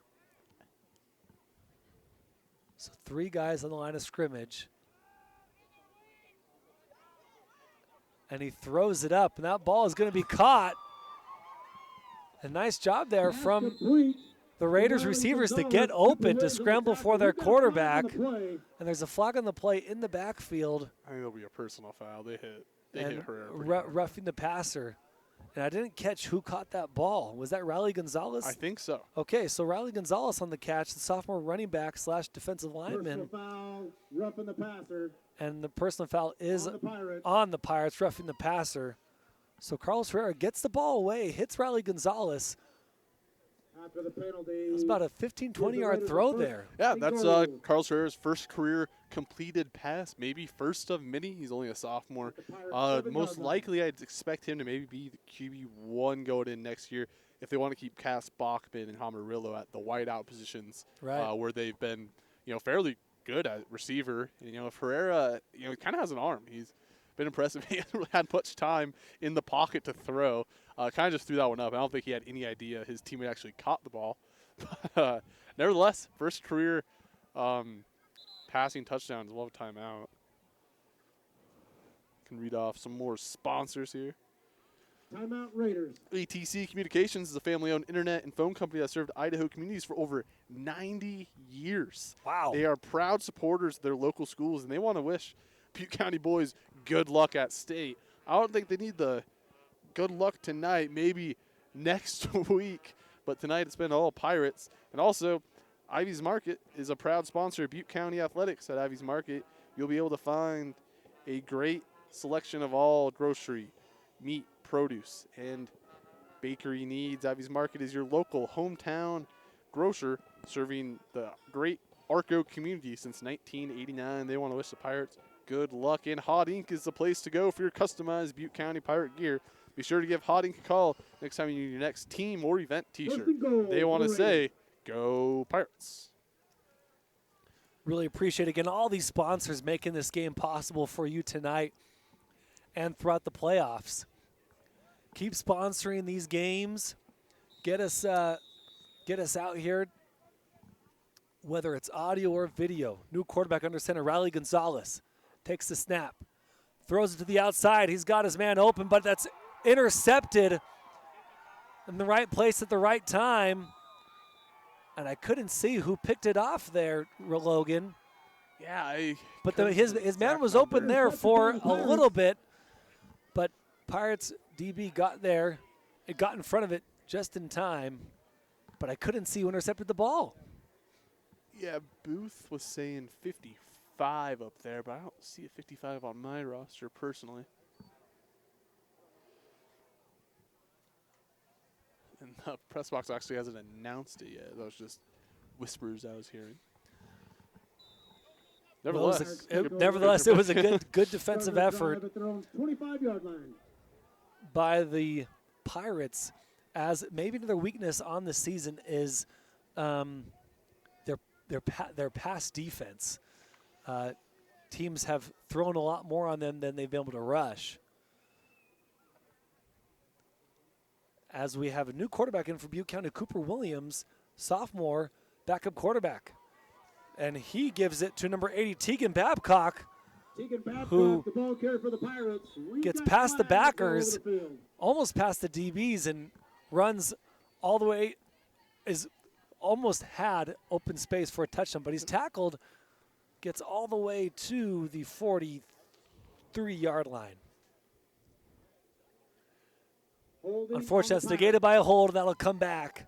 10-yard penalty. Still remains first So down for the Pirates. Raiders are able to avoid a huge gain, and that'll bring up 1st and 20 for the Butte County Pirates. Heavy set for the Pirates. Williams under center, hands it off. This time they go to the right side. Again, more solid blocking for the Pirates.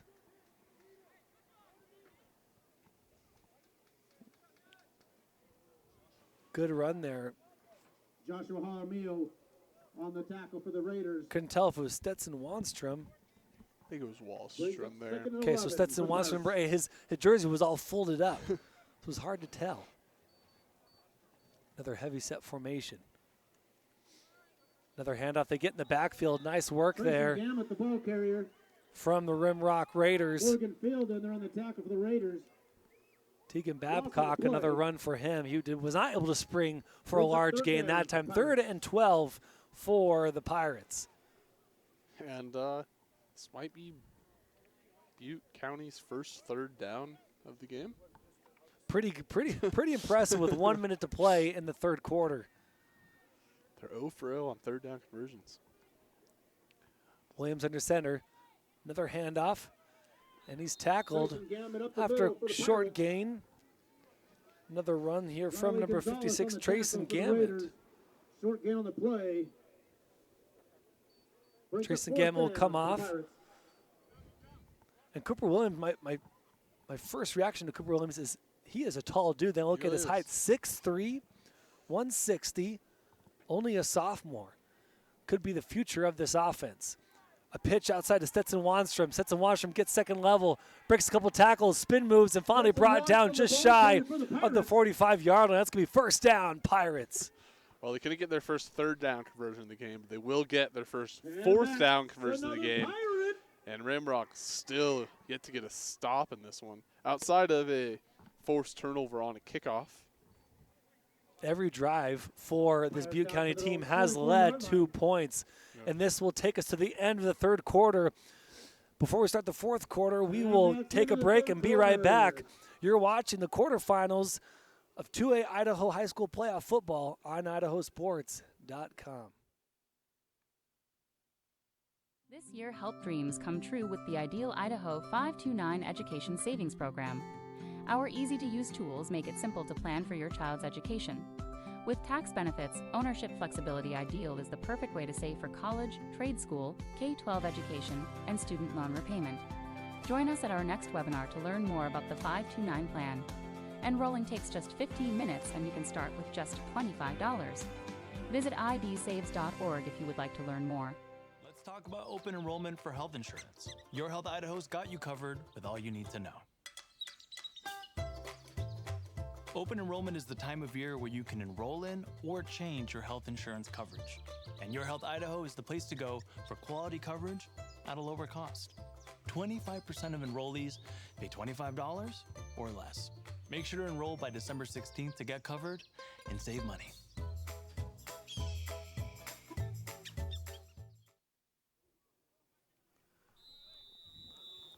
Welcome back to Butte County High School here in Arco, Idaho. As Williams hands it off, they go up the middle, get past 50-yard line into Raiders territory. Nice handoff, a nice run, nice handoff from Williams, nice run by Tegan Babcock. Another first down for the Butte County Pirates. And this offense is a lot of backups.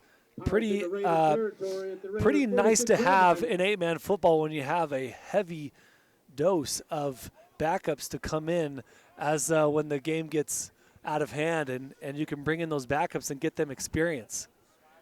Yeah, head coach Stan Thornburn, 18 years, really has made football identity of this community. Oh. As we get a snap over his head, is he going to jump on it? He does, and the ball continues to bounce backwards, picked up by the Rimrock Raiders, and they will take over on their own 30-yard line. And Logan, an example there of just jump on the football. Yep. And Cooper Williams trying to do a little bit too much, and that ball continues to bounce backwards. But the Rimrock Raiders pick it up, and they will take over on their on the Pirates' 30-yard line. Yeah, right now Rimrock is actually winning the turnover battle now, 2-1. And like you said at halftime, during our halftime show, there's one blemish on Butte County this game. It's been a little bit of the fumbles. Didn't bite him in the first half. Now twice here in the second half, it has hurt him. And Rimrock, at this point, only allowed 6 points so far in the second half. Granted, against a lot of the second-teamers, but they're looking maybe win a half. Which is probably what their coach is telling them right now, win the half. So as the Rimrock offense comes out, Riley Gonzalez again in the shotgun playing quarterback, tries to scramble, and he has room to run, gets to the 20-yard line, wants some more, breaks a tackle, 10. Fani is pushed out of bounds inside the 10-yard line, inside the red zone. Nice work there from Riley Gonzalez as he scrambled to the outside for about a 30-yard rush play. Excuse me, 20-yard rush play. Yeah, Rimrock's having a little momentum now. You know, they've been kind of punched in the face all game. They've had a little spurts of good football, and now they got the momentum back, forced a fumble. They really have nothing to lose here with just 10 minutes left in their season. Now they're looking to punch one in. Gonzalez takes the snap, looking for a pass on a quick slant play across the middle. That pass was intended for Colton Jewett. And there is a flag on the play. We'll see what the call is.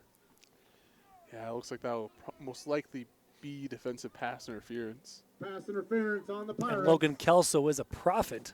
Gets that one correct. It is a pass interference. So they will go half the distance of the goal. We'll bring up first, an automatic first down as well. So 1st and 3 till the end zone. They come up quickly to the line. Gonzalez awaits the snap, 4 wide. 3-step drop, throws to the outside. That pass almost is intercepted. Nice attempt from Cooper Williams playing DB there. And that ball just sailed on Gonzalez a little bit too long and almost picked off by Williams. If I'm Rimrock here, I'm running this ball and don't want to give any chance for an interception. Oh, definitely. And impressive, we got to mention, is Carlos Herrera is in the game. This time he's playing wide receiver as Ronaldo Gomez continues to stand on the sideline. He hasn't sat on the bench, continuing to support his team.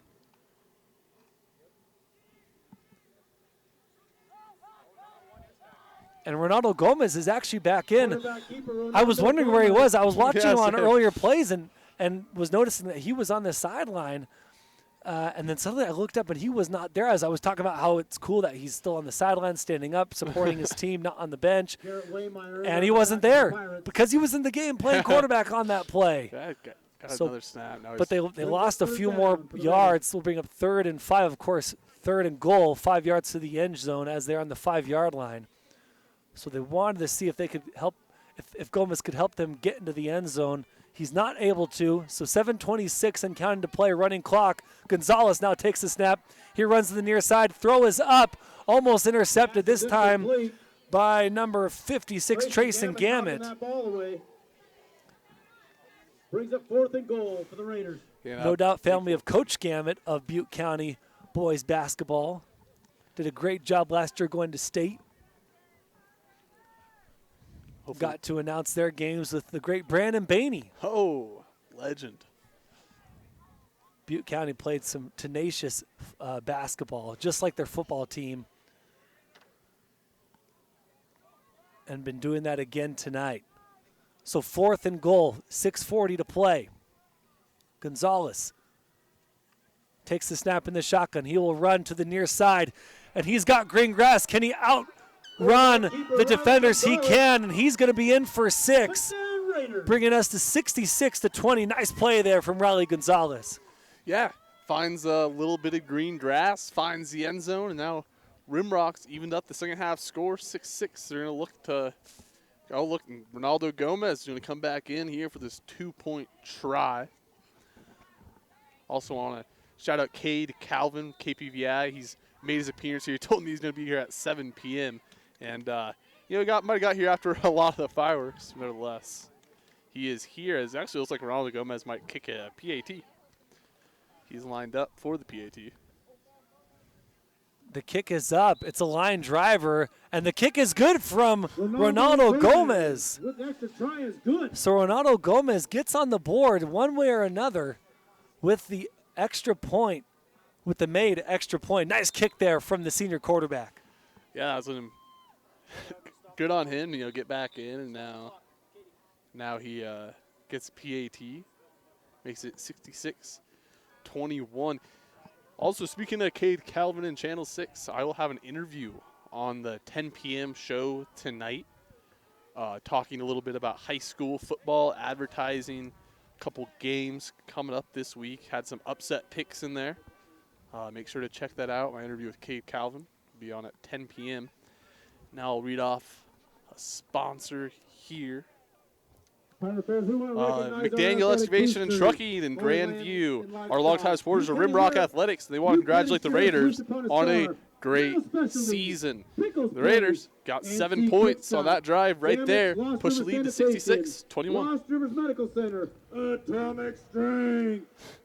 We've shouted out our advertisers all night. Just want to shout them out one more time. Super grateful for all those who make this game possible, to bring it to you live. During the regular season, we were able to bring it to you live and free. Of course, in the playoffs, costs a couple bucks, but pay a couple bucks, you get to listen to the sultry sounds of Logan Kelso on color and myself bringing you the play-by-play of this quarterfinals playoff game. Joshua Jaramillo set to kick it off. So the clock did stop on that one after the touchdown, bringing the score to 66-21, 5:31 to play before the end of this ball game. Number 22, Joshua Jaramillo, the freshman, brother to Jose Jaramillo, getting set to kick off. It's a nice kick. All the way to the 20-yard line. It's picked up by Cooper Williams. And Cooper Williams makes a couple guys miss, and he's got green grass. Can the kicker catch him? No, he can't. Cooper Williams will take it all the way. Williams Touchdown, Cooper Williams. Down that sideline. Just like that. Right when I was saying, Rimrock actually is winning the half, 7-6. Cooper Williams might have heard me as he takes it all the way back. And now we'll get the running clock is now back going. Push the lead over 50. So Williams with an 80-yard touchdown run on that kickoff. He had a nice block, but really that was most all Cooper Williams. He saw that hole off the initial block and shot through it, shot through the gap, got to the outside, and he was gone. Jaramillo was there in the neighborhood, but not fast enough. And 6 more, bringing the score to 72-21. Two-point conversion, pending. Williams hands it off. And he tries to break a couple tackles. That's number 8 on the handoff. Extra try is no good. Stetson Wanstrom, but it is no good, and that'll keep the score at 72-21, 4:10 to play before the end of the ball game. Yes, Stuker Jewelers in Mountain Home is a proud supporter of Rimrock Raiders. Custom-made rings and assorted jewelry pieces crafted in store by their master jeweler, Michael. You'll want to check out Stuker Jewelers at 150 North 2nd East Avenue in Mountain Home. Stuker Jewelers, creating custom memories. And Frost LLC, the next time you're having car troubles, call Frost LLC. Frost LLC is a certified local mobile technician serving the Arco and Mackey area and is sure to be able to help you with whatever vehicle is giving you heartburn. Call 208-589-2385 to have Frost LLC get you back on the road again. So after that touchdown brings the score to 72-21. And I really would love some active stats. Obviously, Ross and Twitchell, Razor Duke are no longer in the ball game. We'll have to wait to see their stats. Maybe tomorrow morning or tomorrow night once they're officially inputted into the system. See how close they are to that, how much closer they are to the 1,000-yard rushing. But in the meantime, the second string, third string is doing a great job answering the call for their starters being out. Nice return here from number 10. That's Colton Jewett. Colton Jewett on the brought down just inside the 50-yard line. And finally, the Butte County Pirates bring him down, led by Trayson Gammett. Nice run there from Jewett. Yeah, he went all the way across the field horizontally and found some extra yardage, getting over midfield. Great start for the Raiders. We've been talking a lot about Pickles Place tonight, all their seasonings and different burgers. Paul Kingsbury mentioned that his favorite burger is the Pirate Burger. Oh, yeah. It's got ham and Swiss on it. It's a good one. They also have a pickle. They have a cool name for their wings. But nevertheless, their wings are also very good. Gonzalez runs the near side. That ball falls incomplete. Pass intended for Adrian Farfan. I want to say they're called Wingzings. Zing Wing. They have a fun name. I'll think of it in the next 2:52. Meanwhile, we have a bag of popcorn, a couple burgers, and 2 hot chocolates staring at us. 2:45 to play. But really want to make sure we continue to shout out these players as this is the final game of the season for the Rimrock Raiders. But what a great season they've had. They've had a couple tough ones with some forfeits because they couldn't field a team. injuries, sicknesses, or other teams couldn't field the teams, and so there were forfeits a couple times, a couple games canceled. But in the end, Rimrock was able to get 6-7 games in and win their conference and get that first-round bye to the quarterfinals. Great season from Rimrock Raiders, just hasn't been there night to night as Gonzalez breaks a couple tackles, finds a man downfield, he's got his man open, and he loses him. Excuse me, he didn't lose him. Adrian Farfan lost the side of the football. That was a throw. And that was a great throw from Gonzalez. Farfan was definitely there, just lost sight of which shoulder to turn around on. Yeah, I mean, that was one of the deeper passes we've seen all night for either team. You had a little bit of zip on that, and too. had a good spiral, right? Yeah, great spiral, and just going to connect there. And, again, this whole entire Rimrock team's will timeout. This whole entire Rimrock team's going to come back next year with the exception of Ronaldo Gomez. Obviously, that'll be a massive loss for Rimrock, but like we kind of said all this game, it's big to get a lot of experience here, especially in the postseason. Looks like Rimrock will call a timeout. And once again, McDaniel Excavation and Trucking in Grandview, they're longtime supporters of the Rimrock Raiders athletic programs, and they want to congratulate the Raiders on a great season as they have 133 remaining on their season.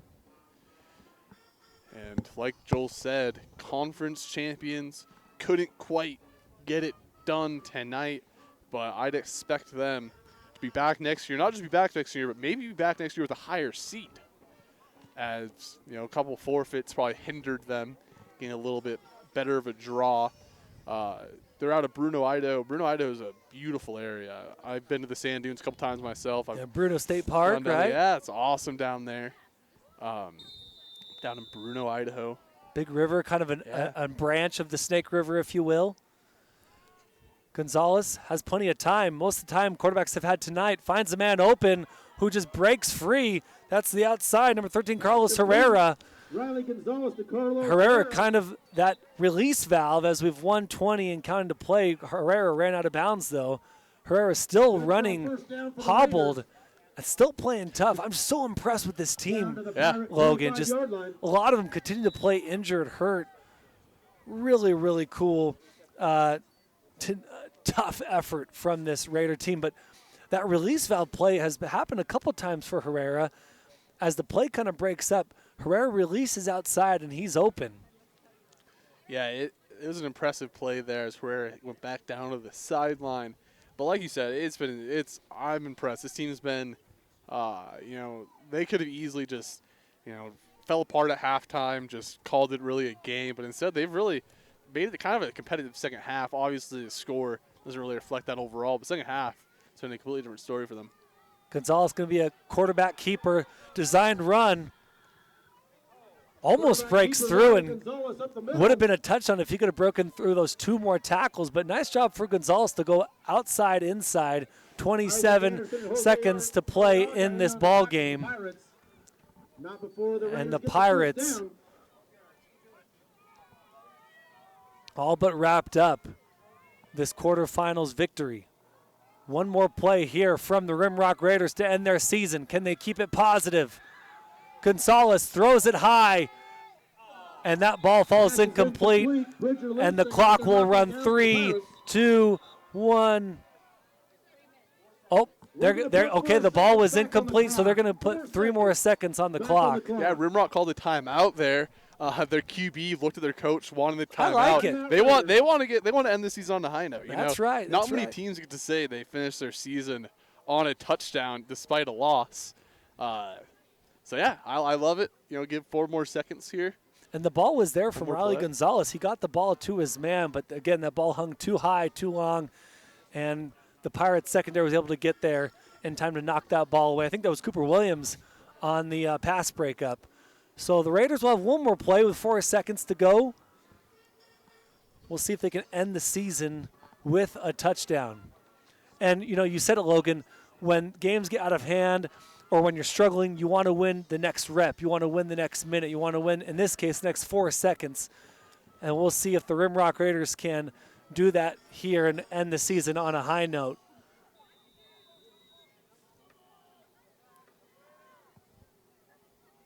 As Gonzalez takes the snap, runs to our near side. He's got pressure. He evades it, tries to break through. Will he be able to get to that 10? He isn't. The clock rings 0. He is brought down before he can score, and the fireworks are up. The cannon has blasted, and the Butte County Pirates come away with a massive win by a score of 72-21. Yeah, impressive showing by the Butte County Pirates tonight. We will take a commercial break, recognize a number of our sponsors, and we'll be back for the post-game show to end this broadcast tonight. You've been watching the quarterfinals of the 2A playoffs on IdahoSports.com.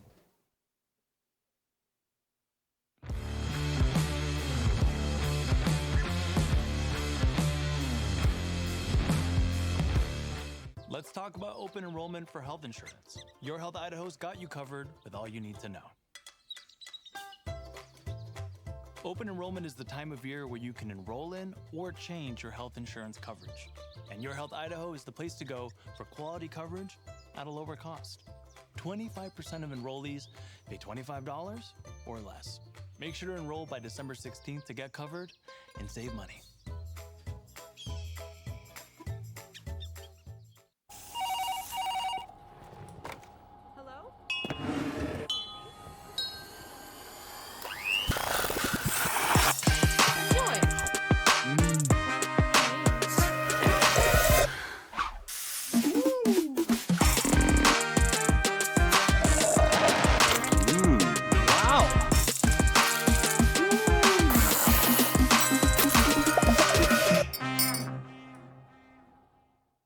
This year, help dreams come true with the Ideal Idaho 529 Education Savings Program.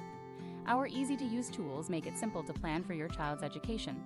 With tax benefits, ownership flexibility, Ideal is the perfect way to save for college, trade school, K-12 education, and student loan repayment. Join us at our next webinar to learn more about the 529 plan. Enrolling takes just 15 minutes and you can start with just $25. Visit idsaves.org if you would like to learn more.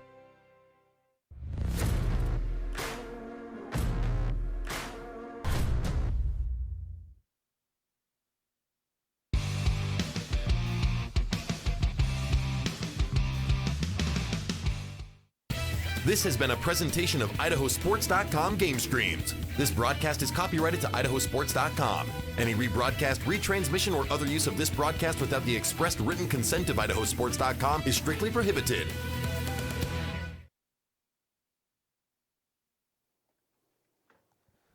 Welcome back to Arco, Idaho, the home of the Butte County Pirates. Butte County Pirates come away with a victory, scoring 72 points. And a lot of those points were from touchdowns by Razor Duke and a host of other runners and catchers and passers. Keaton Archibald, we already mentioned Razor Duke, Rawson Twitchell. Just a great overall game from the Butte County Pirates, doing work and keeping it light, keeping it easy for this Pirates team. But their defense really played out. An amazing job from their defense, who made nothing easy for this Rimrock Raiders team. Yeah, Butte County pressured the QB all night, despite who it was. They were hitting the guys hard.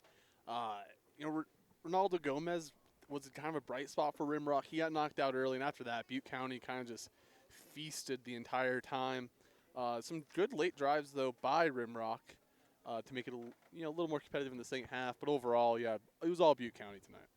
No doubt. So, player of the game, there were a lot of players who scored for Butte County. But tonight's player of the game is brought to you by the Idaho Office of Highway Safety, reminding you to always keep your head in the game, whether you're on the field or the road. Be in the moment and free from distractions. We mentioned a number of players already scored, but who is our IdahoSports.com player of the game, Logan? I have to go with Razor Duke. He's been dominant all game long. 4 rushing touchdowns, 1 touchdown reception, and he also, on the defensive line, was pressuring the Rimrock Raiders all night. He is my player of the game. Yeah, congratulations to Razor Duke. Congratulations to the Butte County Pirates, not only the conference champions between them and Grace and the District 6 conference, but also the quarterfinals champions of this game tonight. And they will go on to the semis. We'll find out who they will be playing in the next few days, Logan. And Butte County will definitely be preparing for them. Again, Butte County, an overall fantastic game. Offense, defense, special teams, had a blocked punt. I think our only critique of this Butte County team are the turnovers and keeping the fumbles at bay and avoiding interceptions, although none tonight. But too many fumbles, and that playing against better teams, as coach of the Butte County Pirates has said, could be disastrous when they're playing against better teams, including Hagerman. Yeah, definitely, and yeah, that really is the one blemish they had tonight. But overall, on special teams, they were pretty excellent, forcing a fumble, returning the touchdown. But at the same time, they also gave up a touchdown, and they gave up a fumble on special teams. So that'll definitely be something for them to improve on, if that really is the only thing for Butte County to improve on. This rush attack was unstoppable all night. Both Razor, Duke, and Twitchell just unstoppable, along with Archibald, who I haven't really talked about in this postgame. He was also incredible at quarterback, running the option, pitching the ball, and having his own QB keepers. Got his own touchdown himself. Yeah, I thought early on maybe Keaton Archibald was making a case for a player of the game. Just the way he commanded his offense was so impressive. And the running, the mesh points were almost flawless except for a few of those fumbles. And for the Rimrock Raiders, their season unfortunately ends tonight here in Butte County High School here in Arco, Idaho. But the Rimrock Raiders, we've talked about this all night, they'll be back with a number of juniors and sophomores who showed great heart, a lot of tenacity, all the great adjectives that you can think of, right? Did a great job tonight, and can't wait to see what these Rimrock Raiders do in the future. Yeah, they're, like you said, young squad. This is a team that's for sure going to be back next season, maybe with a better seed. It's going to be tough to lose a guy like Ronaldo Gomez. No doubt. Just so impressive. So fun to watch. I wish I could have got to see him play a little more. I'm craving some of those Johnny Manziel-esque runs already. Impressive football career for him. And he'll always be known as kind of the guy, Rimrock got back to the playoffs this year, and he was kind of the first guy. He's part of that first team to get Rimrock the taste of postseason football that will probably last in the city of Bruno for quite a bit. Next year, they'll definitely be eyeing hosting a game. No doubt. Rimrock hasn't been to the playoffs, been to the semis since 2001, but they are back in the playoffs in these quarterfinals. Their run ends tonight. For the Butte County Pirates, though, their first state championship was last year, just 2023, just a year ago, and their run continues. And we'll find out who they play tomorrow or Saturday, maybe Sunday. We'll find out exactly who they play. But for tonight, the Rimrock Raiders lose to the Butte County Pirates. Butte County Pirates win 72-21. And we're going to close the broadcast, Logan. It's been a good one. It's been a fun night. Great hospitality from Butte County and great play from both teams. But your Butte County Pirates are the winners. This has been an IdahoSports.com GameStreams production of the 2024 Idaho High School Football Postseason, brought to you by Project Filter, Your Health Idaho, Ideal, Idaho's College Savings Program, Valley-Wide Cooperative, your local Toyota dealers, Dip Fusion Helmet Reconditioning, and the Idaho Office of Highway Safety. This broadcast was also made possible by the great support from these local businesses: Valley Equipment and Irrigation, Ivy's Grocery, Pickles Place, and Meridian Plumbing. Also, Frost LLC, ATC Communications, Hod Inc., Stuker Jewelers, and McDaniel Excavation and Trucking in Grandview. Special thanks to Athletic Director Angie McAfee and everyone here at Butte County High School for their hospitality and help in getting this game broadcast to you. Congratulations again to our IdahoSports.com player of the game, presented by the Idaho Office of Highway Safety, Razor Duke, 4 rushing touchdowns and 1 touchdown reception. Thanks again for joining us as the Butte County Pirates defeat the Rimrock Raiders by a score of 72-21. For my broadcast partner, Logan Kelso, and everyone else behind the scenes here at IdahoSports.com, I'm Joel Richardson saying be excellent to each other and have a great night. Good night, everybody.